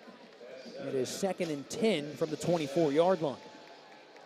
And an incompletion, always better than an interception, and he's shown good judgment on at least 3 plays tonight where they had him covered up, but he had the athleticism to keep himself from getting snacked and the brains to keep from throwing it to them to try to make some impossible play happen. It's been a concerted effort for the Mustangs to roll Jalen Holmes outside of that tackle box to try and get him a little bit of space. So 2nd down and 10. There is the pitch out to Frederick, and he's going to get to about the 23-yard line before he's brought down. Brian Frederick, the senior, he gets maybe 2 or 3 yards, so it's 3rd down here for the Mustangs. It looked like Frederick might get a bit more than he did. However, an outstanding reaction by Landon Howard there to get back into the hole that he took a step backwards. It's like a baseball coach telling an outfielder to just take one step back before he catches a. He realized that the play was coming to him instead, and so he got back into it very quickly and held it to a reasonably short game. 3rd down, Holmes to pass. He gets rid of it in the flat, but it's short. As the pressure was on him, it was intended for Rylan Goen, and Holmes just couldn't get anything on that football, and so they're going to bring out the kicking team, see if they can put some points on the board. Tyler Cobb, the defensive lineman there, with an outstanding play, and really the smartest thing he did, he could see he wasn't going to get to the quarterback, Brendan, so he put his hands in the air, and that obstructed Holmes' ability to see what was going on down there. It's a 38-yard field goal attempt for Cade Moreland. His long this season is 42. Snap, hold, kick is on the way, and he yanked it, and it's a bit short maybe as well, but that kick is no good. Just the 4th missed field goal for Cade Moreland this season. So Mustangs will hand it back to Argyle with 2:44 left here in the first half. We'll step aside. 35-0 Argyle here on Mustang Friday night on Tradio.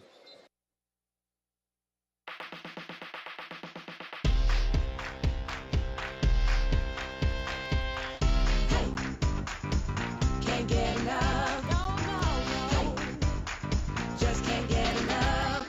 Come on, let's go. Can't get enough.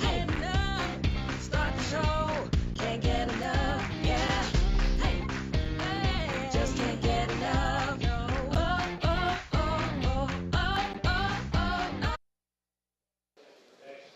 Don't miss one play here as the Mustangs get it close, 2nd down and 2. There's 2:39 left here in that first half. I say Mustangs, excuse me, the Eagles, of course.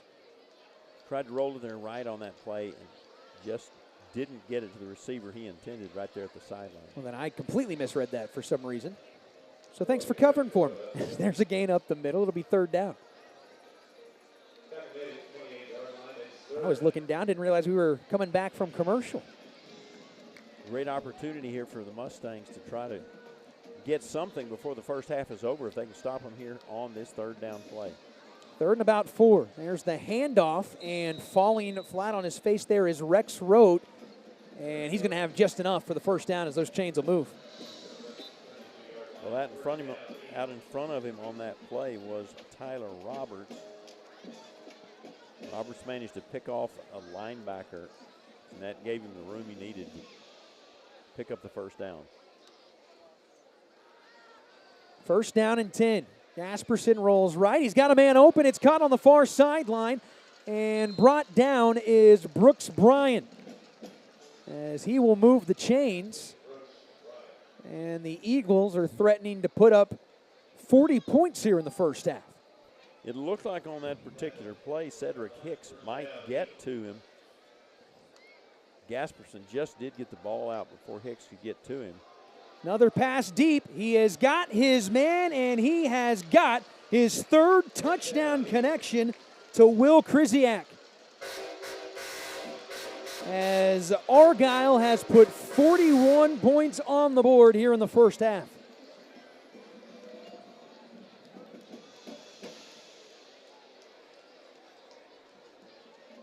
Third time Gasperson has found his man in Krzyzak.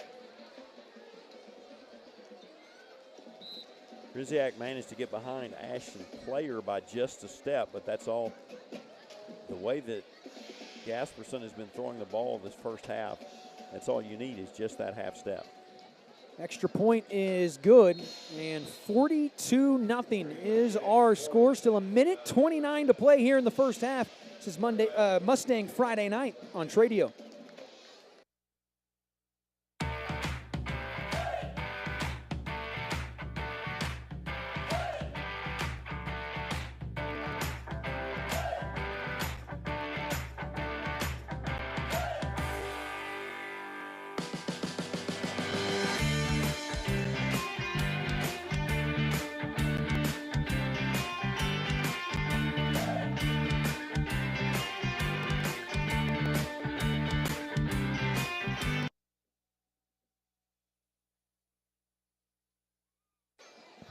Well, the 4th touchdown pass of the night for McGuire Gasperson. He has now got 19 touchdowns on the season, as the Mustangs have only one time been able to stop Argyle from scoring. That was when they got the ball on a fumble, picked it up in their own territory, missed the field goal, and Argyle immediately comes back and scores their 6th touchdown of the game. So 42-0, 1:29 left for Grapevine to try and take anything positive into the locker room. And that's the challenge coaches have in a situation like this, Brendan, is just trying to keep their kids in it. They're 16, 17, 18 years old, and adversity's tough on us as humans. Yeah.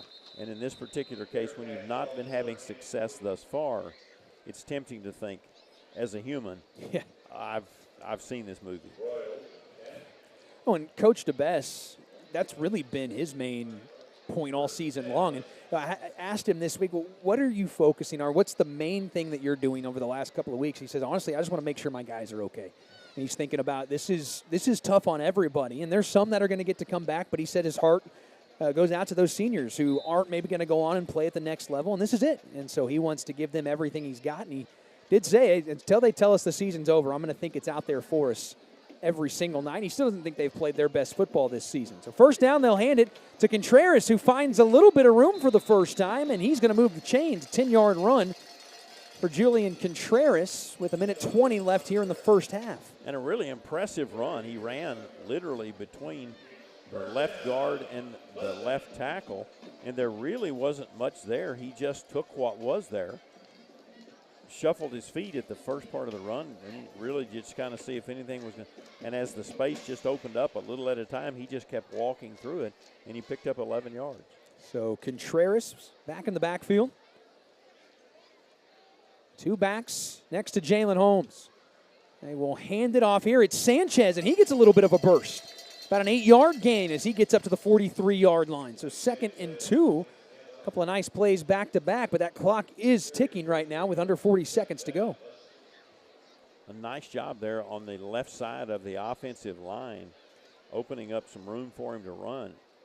Sanchez does a nice job seeing what they've given him. And much like Contreras on the last play, only with a little quicker burst, just went where they were giving him the opportunity to go. He picks up a nice 8-yard run. Yeah, Mustangs taking their time here. 2nd and 2, 10 seconds left in the first half. They will hand it to Contreras. He's going to pick up the first down, but that should be the last play of the first half. They do pick up the first down. The clock will stop to move the chains just momentarily, but they will let that clock run out, and that is the end of the first half. Well, it's a first half where the score really does tell the story. Argyle from the jump all over the Grapevine Mustangs. 42-0 our score at the half. We will have a quick wrap-up of the first half in about 15-20 minutes or so, and then we'll get you set for the start of the second half between Grapevine and Argyle. It's our score 42-0 Eagles. Mustang Friday night on Tradio. One location, 4 amazing brands.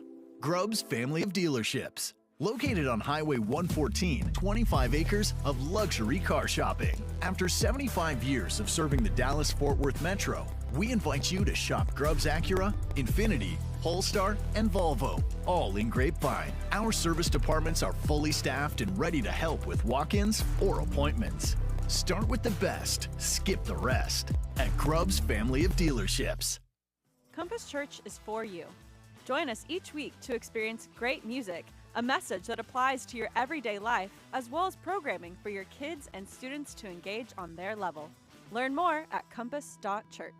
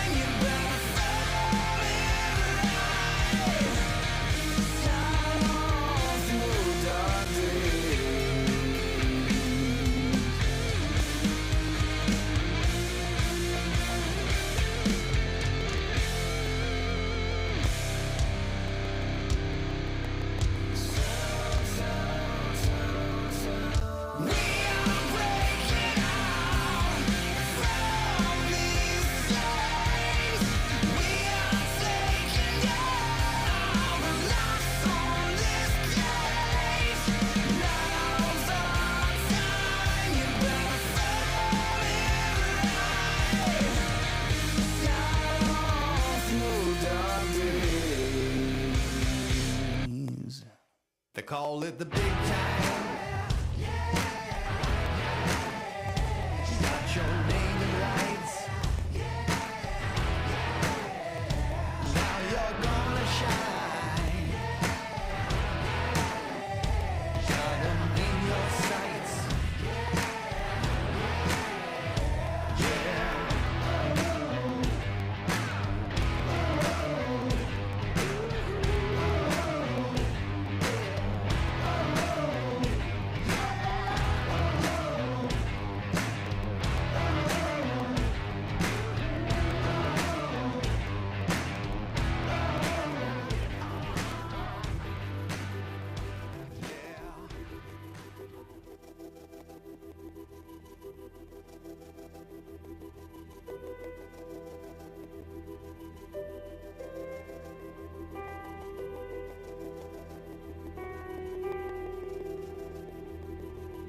You wanna be great now.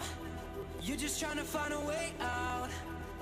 I don't wanna tell you how to live, but I just don't want you to miss. And I don't mean to scare you.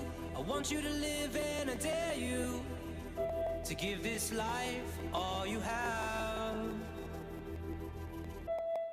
Yeah, all you have.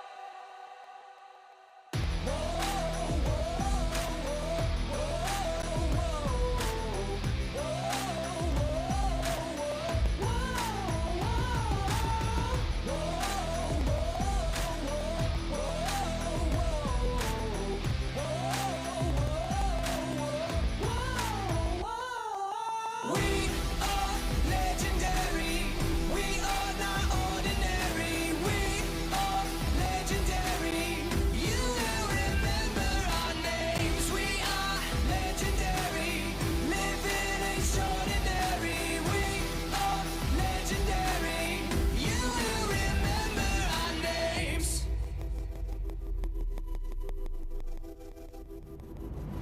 There's no way out of this. This life is all you get. One shot to take. Don't miss, just make. Don't get it twisted.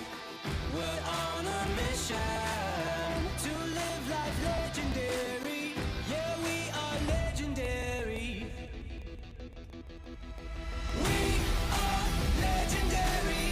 We are not ordinary. We are legendary. You will remember our names. We are legendary. Living extraordinary. We are legendary. You will remember our names. Thin our blood. You're one of us. You're one of us. There's strength in our blood. You're one of us. You're one of us. We are legendary. We are not ordinary. We are legendary. You will remember our names. We are legendary. Living extraordinary. We are legendary. You will remember our names.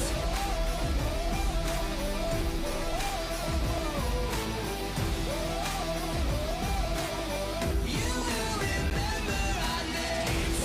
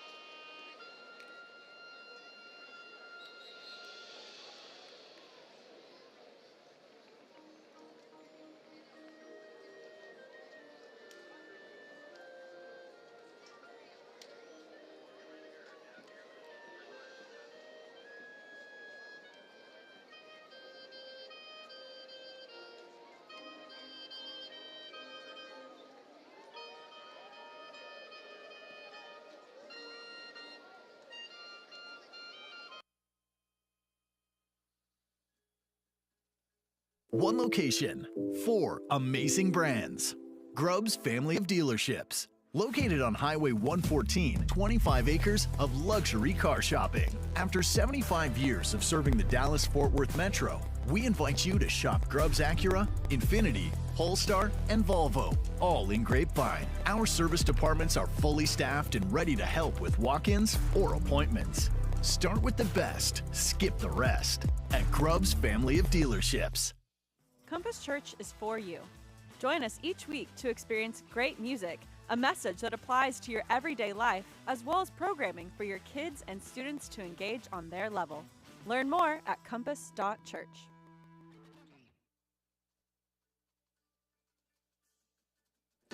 Well, the halftime festivities will conclude here momentarily as Argyle all over Grapevine here. Mustang Friday night on Tradio. Brendan Smith alongside Bart Castle tonight. And, yeah, from the start, it has been Argyle all over Grapevine. McGuire Gasperson's had a phenomenal game, and Argyle's just been able to move the ball and do practically whatever they've wanted to so far in this first half. There have just been very few plays where it didn't appear they were just several steps ahead of Grapevine. The execution, with the exception of the fumble, where Gasperson, it looked like perhaps was trying to change hands with the ball as he made a cut into the middle of the line. Really, other than that, the execution has been almost flawless. And when you play someone who executes at a very, very high level, you have no margin for error. And an interception on a play that had an opportunity, a trick play that had the opportunity. As you said, Luke Gormley, I believe, is who threw the pass. It was Rylan Goen who threw it deep. Goen, you're right. Rylan Goen threw it deep. And the play had them, I don't know, fooled is the right word, but on a play like that, he had a step, but a little too much air under the ball, perhaps trying to compensate for the fact that he was way downfield. Yeah. And the air under the ball was what allowed the defender to get his head turned so that he could look at the ball. And that's what allowed him to intercept it. He made a great play. But just the challenge with a team like Argyle, if you are a team that perhaps has, key players injured, not as much talent maybe across the breadth of the team, zero margin for error. Yeah, zero margin for error. And it's the kind of game tonight that I would argue one of the key plays early was an extraordinary effort by the quarterback, Jalen Holmes, not to let a very bad punt snap go clear over his head and into the end zone at about the 10-yard line. It looked, a 4-yard punt is an ugly punt, but a 4-yard punt versus watching the other team have 3 people land on the football in their end zone. And he really did an extraordinary – he showed his athleticism. You like him to get to show it on other plays, and he has. But tough first half, no doubt about that. Well, the Argyle Eagles take the field as they get ready to start the second half. Grapevine will join them momentarily. And, yeah, Bart, you just mentioned it. It was the one fumble for Argyle. They had 7 possessions. They scored 6 touchdowns. They turned the ball over one time on the fumble, but it just resulted in a missed field goal for the Mustangs. So Grapevine takes the field. They're down 42-0. And one thing Coach Bob DeBess has always talked about with this team is the fight that they continue to show. And, yeah, it's a character moment at this point as you're playing one of the best teams in the state of Texas, a team with championship aspirations, and it is a massive deficit that you are trying to overcome. That first half saw 4 touchdown passes from McGuire Jesperson, 3 of those to Will Krzyzak. For Jesperson, he's now got 19 total touchdowns. Krzyzak caught touchdown number 8 and number 9. The 4th touchdown pass went to Brooks Bryan, his 2nd touchdown of the season. And then a couple of rushing touchdowns from Watson Bell. Bell now with 15 on the season as he is up over 80 yards for the year. Also saw some action from Logan Rexroth as well. But it was an Argyle team who showed why they're ranked as high as they are. And we'll see what Grapevine is able to do here in the second half, trying to just put some points on the board. A 55-10 loss last week to Mansfield Timberview. And now down 42-0. Well, one of the things that would be great It may have been that Argyle had already mentally left for the dressing room, but 3 very effective running plays right there at the end of the half.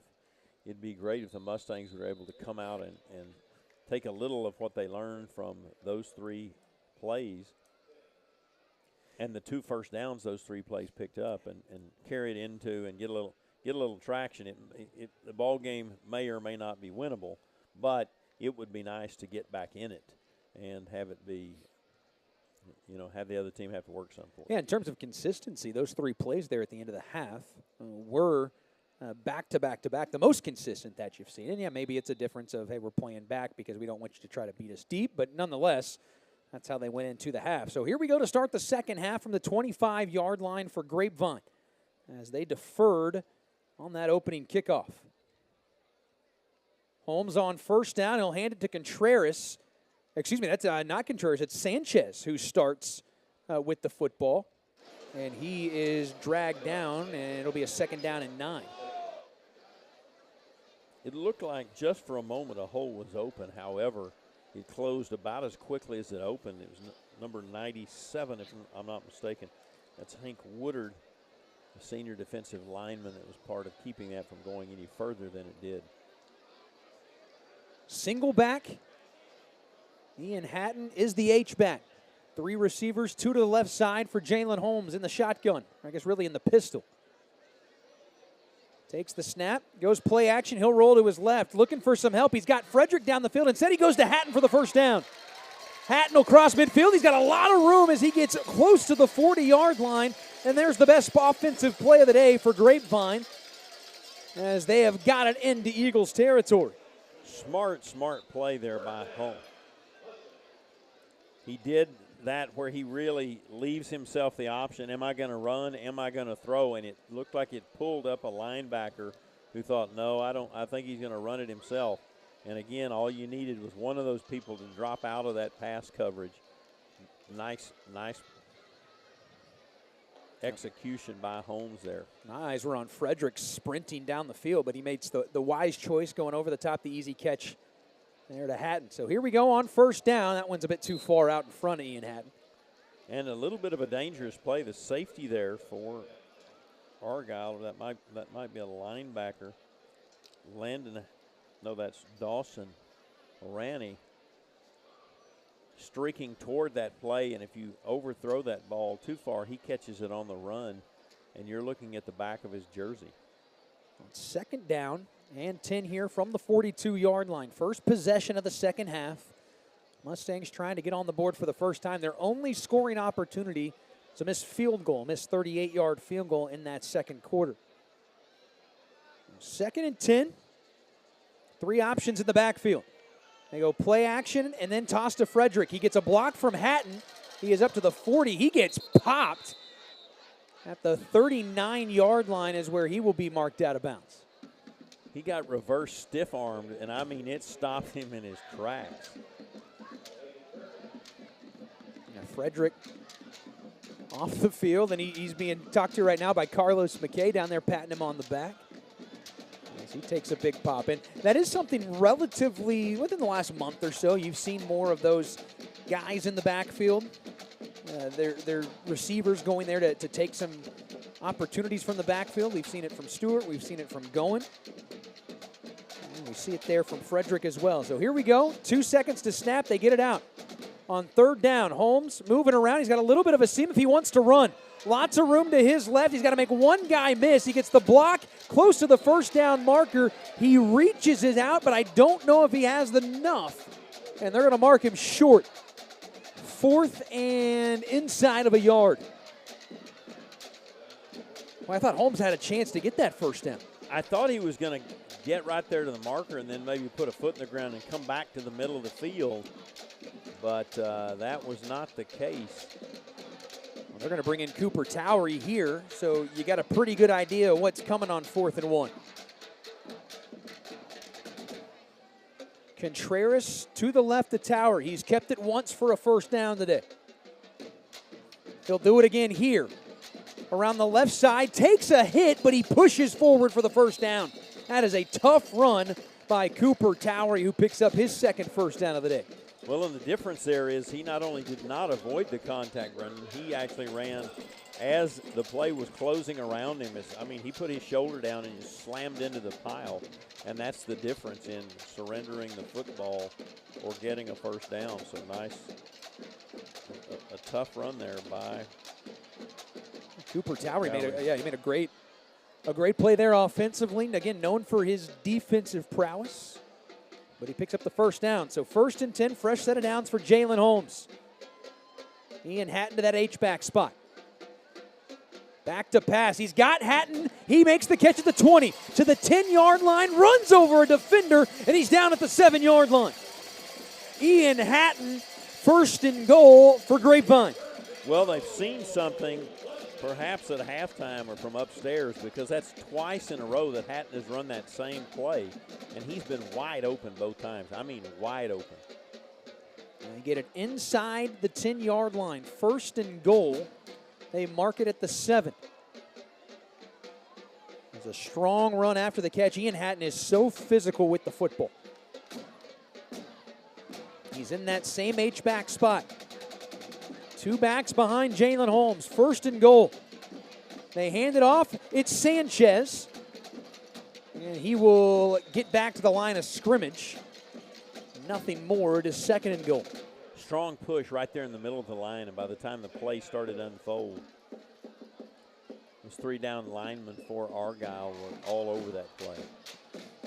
Sanchez, the junior, he's gotten the majority of the carries the last few possessions over the senior and Julian Contreras, both on the field right now. Those 2 in the backfield. Cale Thompson all alone up at the very top of your screen. It's Hatton in motion to the right. 2nd and goal. He rolls right. Fires out of the backfield to Contreras. He will find the end zone for a touchdown.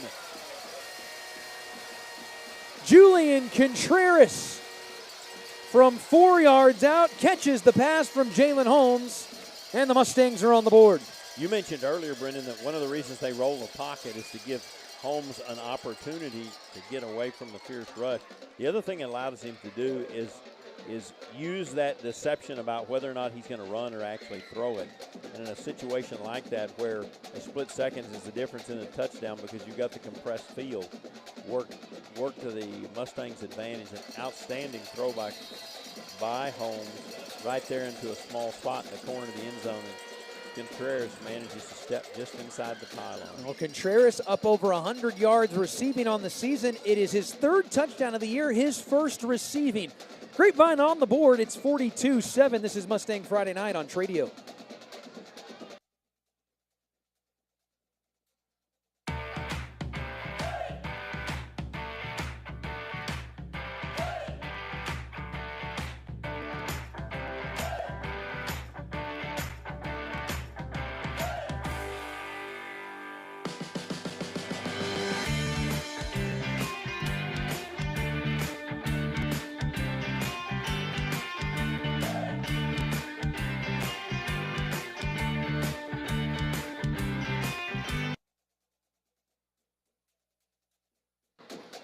Well, Grapevine on the board, a 4-yard touchdown pass, Julian Contreras from Jalen Holmes. And yeah, we were just talking about in the break, it took some conversions there on 3rd and short, 4th and short to set yourself up for that first touchdown. Nice job there. They did, in fact, carry the momentum over for whatever reason. I mean, you would think that now maybe the challenge for the Argyle coaching staff is to keep their kids in and say, hey, it may be almost over, but the clock is still running, so let's finish this thing out. 42-7, and Argyle will take over here for the first time in the second half.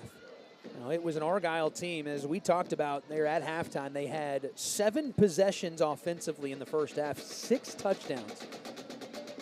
Had 1 fumble was recovered by Grapevine, but they were not able to put anything on the board. So they will send out, it looks like, the backup quarterback. As that is not Gasperson. Is that number 6? I think it is. Perhaps. Well, a little bit of a better number as they hand it off. It's 18 who's in there, so it is Preston Robinson who's in his junior season who will take over at the quarterback position. So they let Gasperson just heave it there in that first half, and they're going to let him most likely take the rest of the night off. So here's Robinson, the 6'1", 190-pound junior. Throws it towards the sideline. Good-looking pass, and the catch is made out of bounds. And a first down by Caleb Combs, the sophomore. Removing Gasperson is just a wise play. I mean, yeah. The likelihood is high that this 42-point lead isn't going to be overcome. And because Argyle's designs are beyond the end of this game, deep into early November, playing into early November, early December. Yeah. We're in early November, actually. It doesn't make any sense to have him out there on the field where he could get injured in a fluke play, and then they'd be in the playoffs and they'd be playing somebody who they were hoping to have play next year. There you go. Down at their second unit right now, as that ball is handed off and finding a hole is Obadiah Gobble, and he will score. A 50-yard touchdown. Well, Obadiah did gobble up the yards once he broke into the open. Outstanding block on the that's the left side of the Argyle line. A block by the tackle on that left end, and a receiver that was flanked just outside him. And between the two of them, they picked up a linebacker and a cornerback, and that left him an opportunity to break into the open, and he took full advantage of it. For Gobble, that is his second touchdown of the season. As the extra point is good. And it is 49-7 as that 42-point advantage is immediately reestablished by the Eagles. 42-7 our score. This is Mustang Friday Night on Tradio.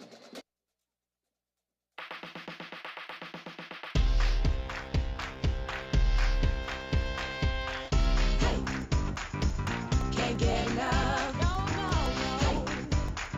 Just can't get enough. Come on, let's go. Can't get enough. Start the show. Can't get enough. Yeah. Hey. Just can't get enough. Oh, oh, oh, oh, oh, oh, oh, oh.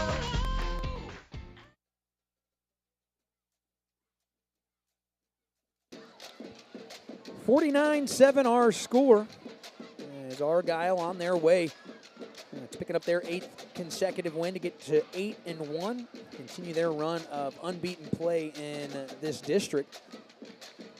Grapevine got on the board, made it 42-7, but backup running back and Obadiah Gobble, a 50-yard touchdown run, his second of the season, makes it 49-7. A couple other games going on as well around the district with some playoff implications. We'll talk about that here momentarily as Grapevine will take over. And they will call for a fair catch, and they'll take over at the 25-yard line. Well, next week's opponent, Colleyville Heritage, taking on the Burleson Elks. 14-7 score at half. It probably has gone into the third quarter. Haven't gotten the update yet, but it was a 7-point Panther lead, and then a low-scoring game for Timberview. They're really in line. They can win this game against the Colony. It looks like they would have that front row seat to get to that number 4 spot in the playoffs, but they're down 9-7, or at least we're down 9-7 to the Colony, who's towards the bottom of the district. Where it stands now, Argyle going to be that top seed out of District 3 5A. Well, here's Holmes for the second time in this quarter. We'll hand it off to Sanchez, who's showing a nice little boost. Sanchez getting his most action of the season, and he picks up about 4 yards on first down. You send him right into the left side of the line, but a nice job by the guard and tackle on that side to give him just a crease. The Mustangs aren't going to be in a hurry. That clock's going to continue to run. That's really been their MO early on in the year when they had some close ball games. A lot of it was just being able to control that time of possession. Get it down to 5 seconds on the play clock, and a pitch out here to Goen. He's to the 35. He's got a chance to break it. He's to the 45-yard line, and he's dragged down. And the official on the near sideline took a huge tumble. But before he did that, he fires a penalty flag that's laying around the 45-yard line. And I saw that play unfolding, and I was fearful that's what was going to happen.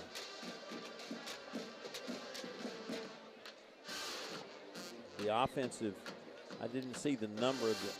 Unfortunately, the Mustang player got his arms wrapped clear around the defender. The defender ran into him, kind of ran into his arms, but you got to be willing to let him go. Yeah, Bob DeBest doesn't agree with the call. I think they called it on 15, which is impossible. So I think they just got the number wrong. Yeah, it's this defender right here. Watch him as he goes down. He has that defender wrapped up. And I thought it would get called before it did, and it got called from down the field. You had Ian Hatton and Luke Stewart that were there trying to create some space for That's Ryland right. Goen. So he had a big chunk play, had it into Argyle territory, but that ball comes back. So it ends up being a second down and about 4 after the penalty. I mean, they had the right play called. Under 5 on the play clock. He fooled me. He hands it off to Sanchez, and he picks up the first down. So Jaime Sanchez has looked fresh. They're going to bring in the freshman and Jake Graham. Graham had really been that second back, but today it's been Sanchez who has gotten quite a bit of work. And he's been impressive in doing it. I mean, sometimes we don't associate impressive with a game that's as lopsided as this one, but Sanchez has had a nice burst. He's given them a little something that they didn't have early in the ballgame. The freshman and Jake Graham is now in for the first time offensively. He gets the football, makes a couple of guys miss, and a lot of work, a lot of razzle-dazzle to pick up about a yard. And so it'll be 2nd and 9 as we hit the 4-minute mark remaining here in the third quarter. Well, I think several of the defensive linemen there had heard that old saying, don't watch their feet, watch their belly button, because it can't. The rest of them following that, it looked momentarily like he might get through, and then the hole closed very quickly. 2nd and 9 after the 1-yard gain from the talented freshman Graham. Could be looking at that backfield next year, your main backfield in Holmes and Graham. Graham, the freshman, Holmes, the junior. Play action pass, now a throw on the slant. It is in and out of the hands of Luke Stewart, and it rolls around, and it's caught, and it's intercepted by Gage Prapula, and he's trying to take it back. He's got Jalen Holmes to beat, who will wrap him up and curl him out of bounds, but the interception, the second turnover of the day for Grapevine, and Argyle takes over deep in Mustang territory. Well, the play was open momentarily, and he just threw the ball a little bit behind him, and as he tried to corral it up high, it started to bobble around, and I don't think it ever actually just sat on his shoulder pad, but it kept being it looked like it bounced almost hit 4 or his 5 back. times. Yeah. And yeah, it was a tad behind. I think Stewart would probably tell you that's a ball that he needs to catch. Right. But it is a bit on the back shoulder, but I can't believe the ball didn't hit the turf and it stayed up for that long. I think it hit the back of him, and then the defender tipped it and was trying to get it almost off of the back of him, and he did finally corral it. So a tough break there on a play that looked like it was going to go for about a 15-yard gain. 5th interception of the season for Jalen Holmes as Obadiah Gobble, fresh off his touchdown run, gets it on 1st down. He gets about a yard.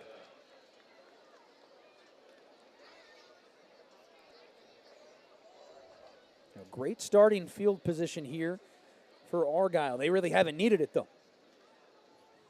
As again, it's Gobble. Right side, he's being wrapped up at the waist by Luke Gormley. As he will drag him down. Also coming in to finish off the tackle, Luke Hecht, and that'll bring up 3rd down.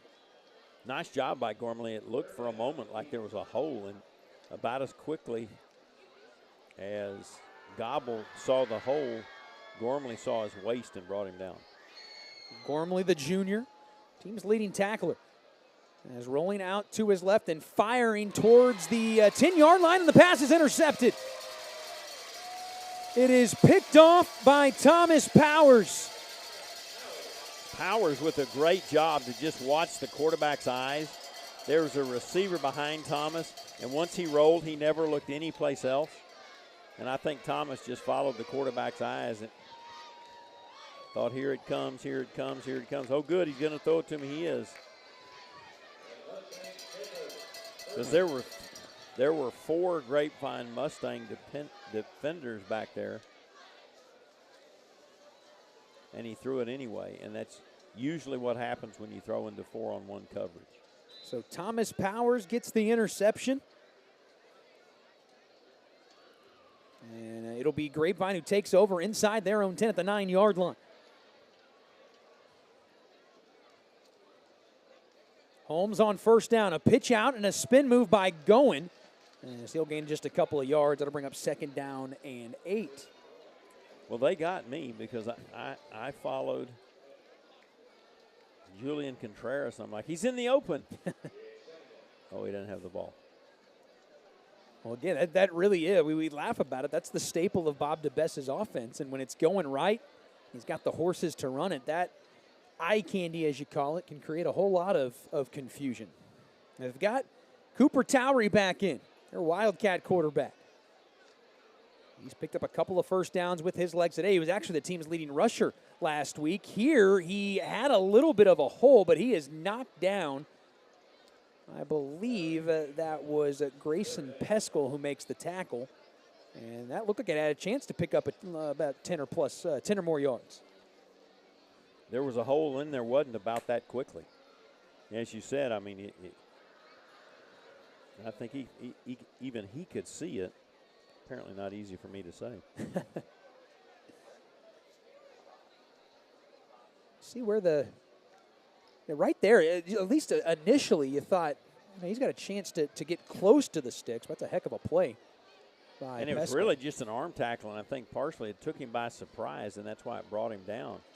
Going on the pitch, trying to get to the 19-yard line. He's going to fall short as he will be knocked down around the 15, and after the interception, it's going to be a quick 3 and out for the Mustangs. And always tough in the shadows of your own end zone. You're trying to pick up a first down to flip the field.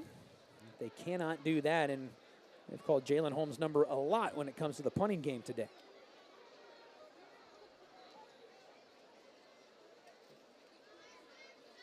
$49-7. And the Mustangs are going to let this thing tick all the way down for the end of the third quarter. Our third quarter today was brought to you by Classic Chevrolet. We have played 3, and we're going to the 4th. It is Argyle on top of Grapevine, 49-7. This is Mustang Friday Night on Tradio.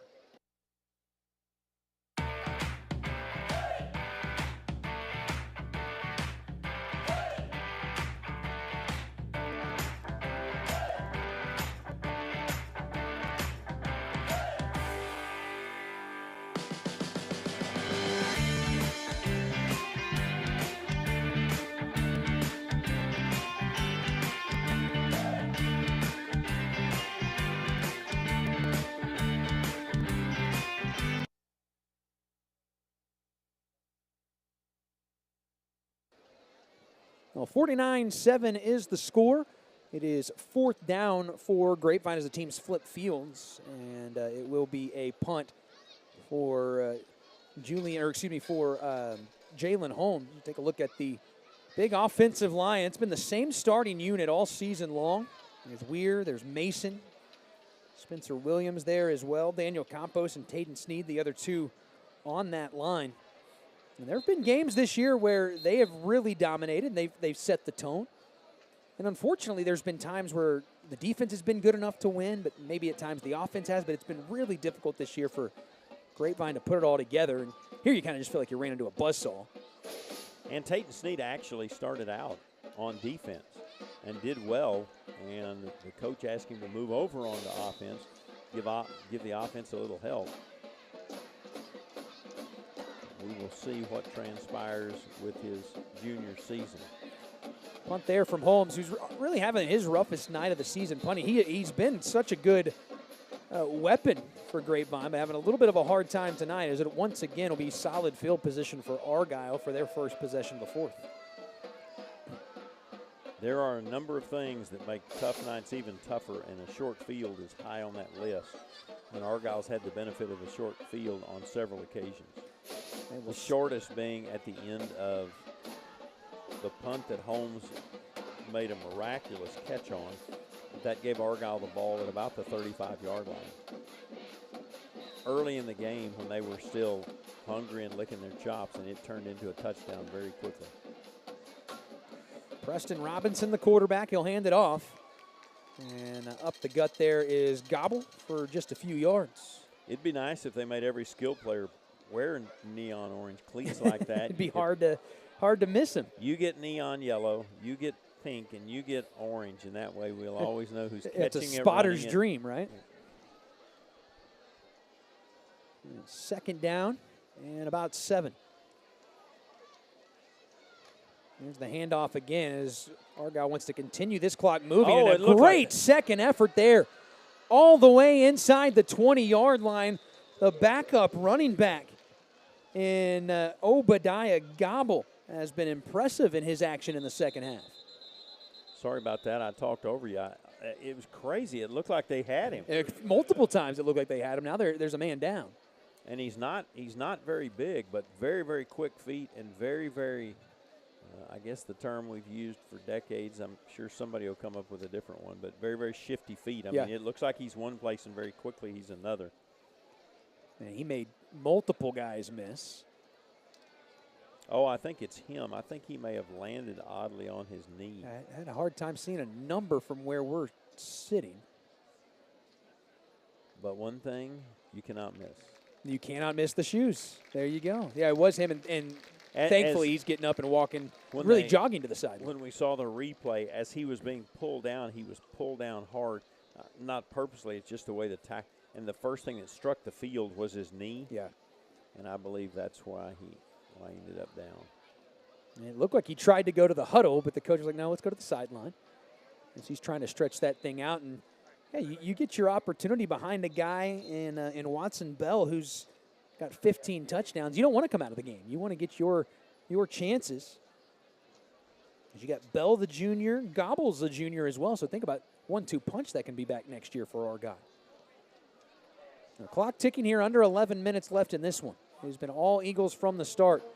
Handoff up the middle and a strong run all the way to the 3-yard line. One of many difficulties of being in a deep hole like this score-wise is there's that tendency to start trying to tackle the football, and that was the case on that play. The first two people that had a real shot at the ball carrier tried to tackle the ball instead of the ball carrier, and he broke through them, and instead of being brought down at the 10-yard line, they are down at, looks like, about the 4. It was Rexroth who got that carry. Now Gobble is back in the game. To the right of Robinson. He will give it to Gobble. Looking for some sort of hole to try and punch it in the end zone. He's going to get to the 2-yard line as the Grapevine defense holds on first down. Well, Tatum Evans, that time Gobble went to break back into the middle of the field. The number 11, Tatum Evans, was there to say, no, not through this hole, you're not. Tatum Evans spent the majority of the last 2 seasons that defensive end position. Second and goal. They'll hand it off again to Gobble, and it's Luke Gormley who stands him up and brings him to the ground. Tatum Evans gets in there right after the play, and so it's 3rd and goal. It looked like they essentially tried to run the same play to the opposite side. And a nice job by Gormley doing the same thing that Evans had done on the other side, and then he gets an assist from Evans as well. So 3rd down and goal. This will be their 3rd snap from inside the 5-yard line. Been pretty much the same formation every time. They'll give it to Gobble for a 3rd time, and for a 3rd time, no, he is in the end zone. The official on the far side of the field says that Gobble breaks the plane, and crossing 50 are the Argyle Eagles, as it is now 55-7. They get a bad break there because as one defender tried to throw Gobble down, he threw him down on his colleague, and that allowed him to roll into the end zone. They might have gotten in on 4th down because I don't think they would have gone for it. And Gobble gets the touchdown. He's got 2 touchdowns today. And the extra point is no good. That is the first miss of the season for Anthony Ruvalcaba. So the only thing that maybe you don't leave and are happy about is that you got a perfect kicker, at least in terms of extra points, that misses his first. And so 55-7 our score. We'll step aside. This is Mustang Friday Night on Tradio. Fall is here and we're clearing out all 2024 floor models to make room for our new 2025 collections. It's out with the old and in with the new during Stacy's 2024 floor model sale. Shop casual dining sets perfect for everyday family meals or formal dining rooms guaranteed to level up your holiday celebrations. This is your chance to take home name brand furniture at unbeatable prices. Hurry in today. Once they're gone, they're gone. Shop the 2024 floor model sale going on now. And remember, you're shopping at Stacy's. You're shopping with family and you're not burning money. Well, 55-7 the score, all Argyle from the start of this one. As Grapevine, we were down 42-0 at the half. They scored on the opening possession of the second half, but Argyle has scored a couple of times since then. 55-7 is the score in the final 8:57 of this one. Grapevine has Colleyville Heritage. It will technically be the visiting team next week as Luke Stewart calls for a fair catch. Speaking of Colleyville Heritage, they've now upped that lead to 28-7 over Burleson. So it looks like it's going to be 1 and 2 in the district of Argyle and Colleyville Heritage. Mansfield Timberview jumped out in front of the Colony in the third quarter. And Timberview can win that one tonight, and at least according to my calculations, which you should definitely take with a grain of salt. But it would appear that would get them in as the number 4 seed because they own that tiebreaker over Arlington Seguin. Seguin off today. Their last game of the season is next week. So 1st and 10 from the 25-yard line for Jalen Holmes and this Mustangs offense. On first down, it's a pitch out to Rylan Goen. And he will get to that line of scrimmage, and that is a huge collision, and there's an Argyle Eagle down. And Goins delivered the lick. That is Landon Howell who is down. And, yeah, you're right. It was Goen who was the one who delivered most of that violence in that collision, and that got Howell down on that sideline.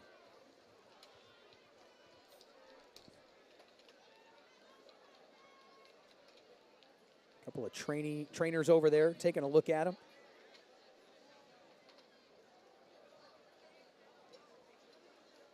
Looks like he's going to try and get up, and he will. So it appears that Landon Howell is okay as he will walk towards his own bench. And so it'll be second down and, I guess we'll call it 10 after that injury timeout. And this will really be where Holmes will slow it down. You got 30 seconds on the play clock. I don't think anything's going to be snapped above 10 as Holmes is just standing right now looking for that offensive play call, and we're down now to 17, and he's still waiting for it. Play clock down to 10. That was the longest that we've seen Holmes looking at the sideline, and I guess now Grapevine decides they want to talk about it a little bit. So they call their first timeout. We'll take it with them. 55-7 our score. Mustang Friday Night on Tradio.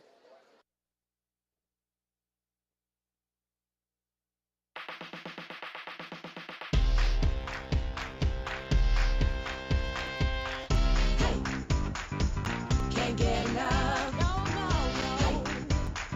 Just can't get enough. Come on, let's go. Can't get enough. Start the show. Can't get enough. Yeah. Just can't get enough. Oh.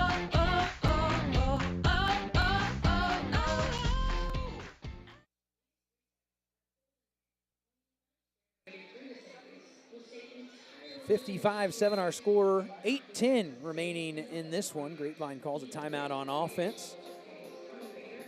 As they come out of that timeout, second down and 10. They've got the starters still out there. Argyle has gotten the bench involved here in the second half. We've not seen that starting offense, at least, at any point here in the third or now fourth quarter. So out of the timeout, Holmes has one back behind him. He's got Hatton in the H-back. Two receivers to his left.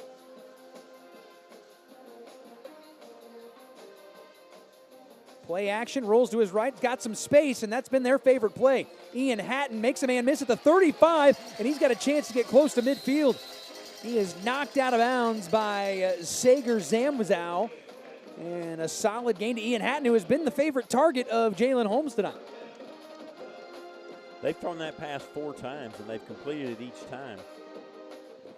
And each of the times he's been wide open, so there's something that they're doing with the way they set it up or the way the other receivers go out of the pattern that has Argyle assuming that it's not going to be him because he's wide open. So first down, fresh set of downs here for Jalen Holmes. He will keep it here momentarily and goes out to the pitch. It's Rylan Goen again. And Goen had some grass in front of him, but he's only able to get back to the line of scrimmage. As Goen and Hatton have been really the two guys they've been going to. And now well after the play, we've got a flag. And this would make you think it's some sort of an unsportsmanlike penalty. And the reaction of Ian Hatton, it's a chance it's against him.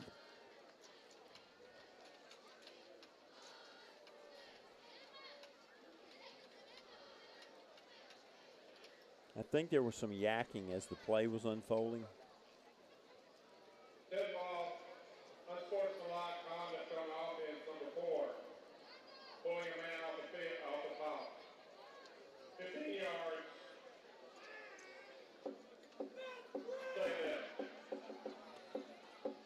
There you got the explanation. And I believe that's the 4th penalty, and I don't think there have been any penalties on Argyle. I don't think there have either. And the one thing that a good team doesn't need, additional help. Yeah, and that was one of the keys. And it's going to be difficult to beat Argyle no matter what, but don't beat yourself like you have the last couple of weeks was high up there. Second down and long. Holmes hands it off. That is Champ Barnes who gets the football. And he is dragged down pretty quickly. Third down. And that was Cade Mobley, the junior defensive back that shot in there and managed to hold them for a very small gain on a lopsided. There's playing behind the sticks, and there's being behind the sticks far enough you can barely see the sticks. Yes. And I can't even tell you exactly what it is. Our marker's been down on the scoreboard all game long, but it is a long, long way, close to 25 yards. So 3rd and a mile here for the Mustangs. And they're going to roll out Holmes. He will get it into the hands of DJ Wright, and Wright's going to have a solid run after the catch, get it past the original line of scrimmage and close to midfield. He picked up almost 17 yards of what they needed. That's the challenge with being that far behind the sticks. You can have a big play, and it still leaves you 7 or 8 yards. Yeah, that play on 3rd down makes a big difference, but not so much, or rather on 2nd down, but not so much on 3rd down. So we will see Jalen Holmes once again, as this clock has pretty much been running the entire second half. Once Argyle took their foot off the gas. And Holmes kick, end over end. It's got a chance to be pretty good, but it's going to get out of bounds. No, it didn't get out of bounds. It's going to stay in and get to about the 17-yard line. So decent punt there for Jalen Holmes with 5:32 left. And Argyle is going to get the football back. We'll take a break with them. This is Mustang Friday Night on Tradio. The clock is ticking. It's last call on 24s at Classic Chevrolet. As the #1 dealer in the world, a huge selection of 24s remain with model year-end savings, like new Silverados, 14 grand off MSRP. Or 0% APR is back. Time is running out to get model year-end savings before they're sold. New Silverados, 14 grand off MSRP will not last. Visit ClassicChevrolet.com now. Well, first play out of the change of possession. It's a handoff. As now it is Noah Satine who is in the ball game, not Preston Robinson. Satine still handing that football off to Obadiah Gobble. And now it's Argyle who's taking a page out of the Grapevine playbook. As they're going to look over, let that clock tick, and wait to get the offensive play call from the offensive coordinator. It's Jake Gregory, who's the OC in his 4th season, leading the Eagles. 7 seconds to snap it. And they'll hand it off to Gobble, and Gobble's got a chance for a huge one to the 50. A foot race down the sideline. He will be caught and knocked out of bounds at the 30. And that was an instance where the ball carrier himself, he turned back into the defender almost to have some fun with him, and it cost him a likely touchdown. We'll take it, yeah. But Aiden Fletcher who makes the tackle. Had he simply kept his head down. So you're seeing some of the young guns here that have a chance defensively to get in the action. As we are 4:15 away from this one officially going final. By the way, Mansfield Timberview up now 17-9 over the Colony.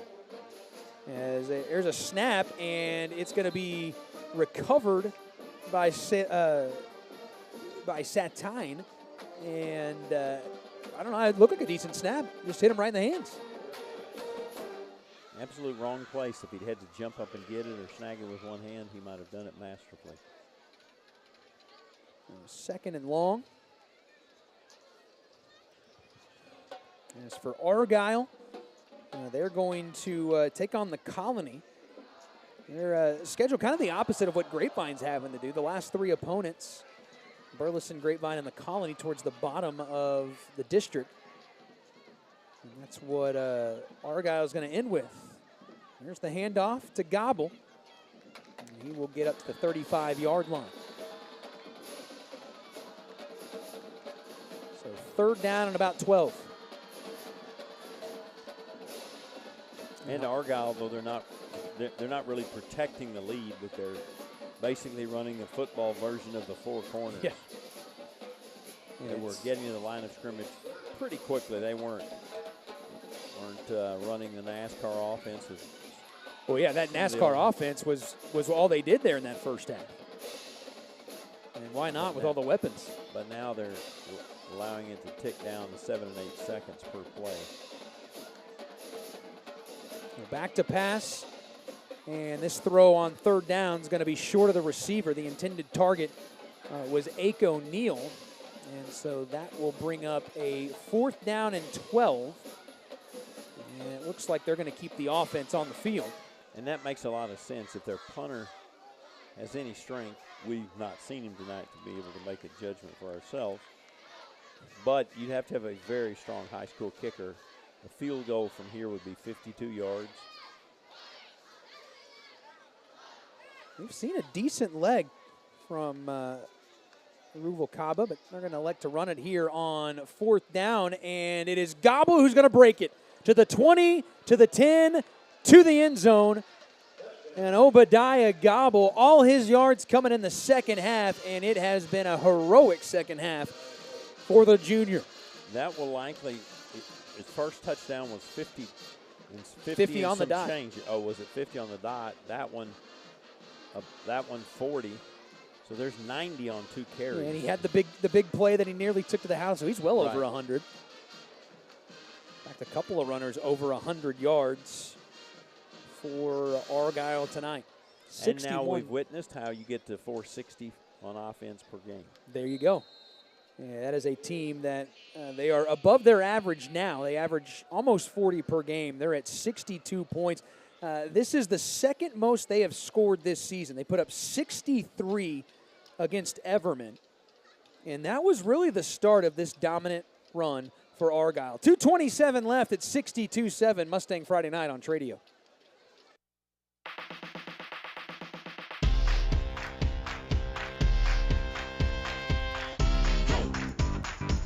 Can't get enough. Just can't get enough. Come on, let's go. Can't get enough. Start the show. Can't get enough. Yeah. Hey.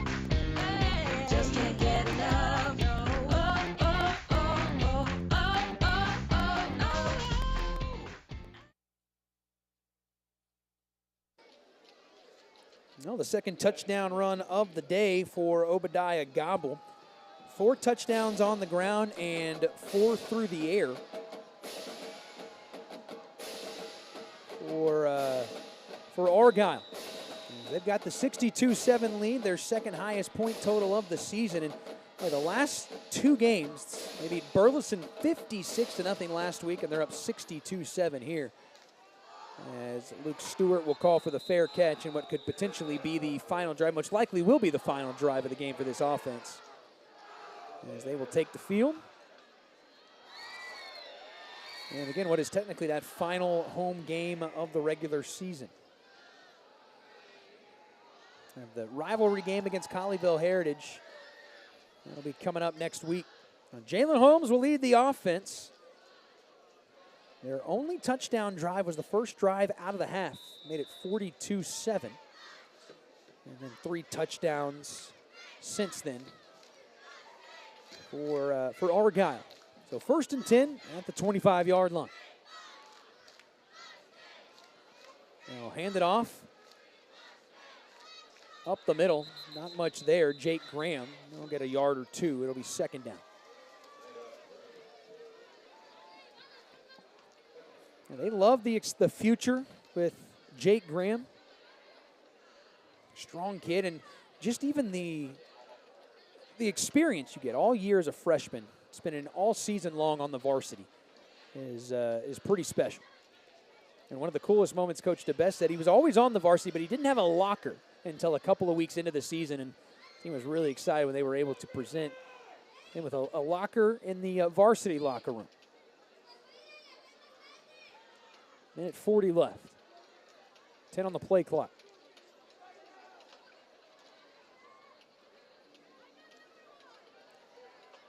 Holmes will hand it off, and taking that one up the gut, Chant Barnes to the 35-yard line, very close to a 1st down.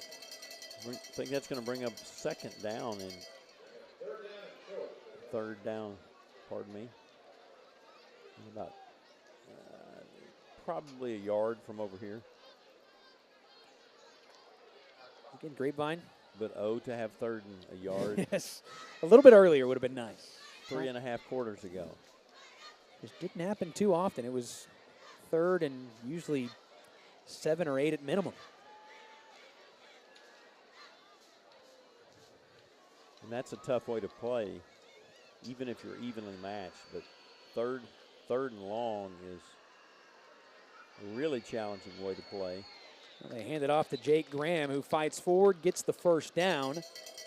And depending on the timing, that could potentially be the last snap. I believe it is. They haven't even started the play clock. Yeah, play clock still at 40. We're at 35 seconds on the game clock, and it looks like Grapevine's starting to walk off the field, but the coaches, they haven't moved. And now Jalen Holmes is going to jog towards the sideline, and that is going to do it. So Argyle wins their 8th consecutive as they will move to 8-1 overall, 7-0 in district play. And Grapevine will fall to 0-9, and their last chance at a win will be next week against Colleyville Heritage. And, yeah, you just ran into a buzzsaw tonight, the number 5 team in the country, every bit of that, and they showed it tonight. Well, if you're going to end with a bang, you might as well end with your bitter rival. And you'd think if anything might motivate a team to be able to snap a streak, it would be the opportunity to say, we might have only won 1 game last year, but it was against you guys. Could make up for a line if you were able to finish the season with a win over Colleyville Heritage next week. That will be our next broadcast as Grapevine returns to action the final time of 2024. Back at Mustang Panther, a clash with Colleyville Heritage. On the air at 6:30, kickoff set for 7 o'clock. So until then, for my broadcast partner tonight, Bart Castle, our producer here in the booth, AJ Juarez, Mark McDowell, and Zachary Jones on camera, I'm Brendan Smith saying so long from Mustang Panther Stadium. This has been a presentation of Mustang Friday Night on Tradio.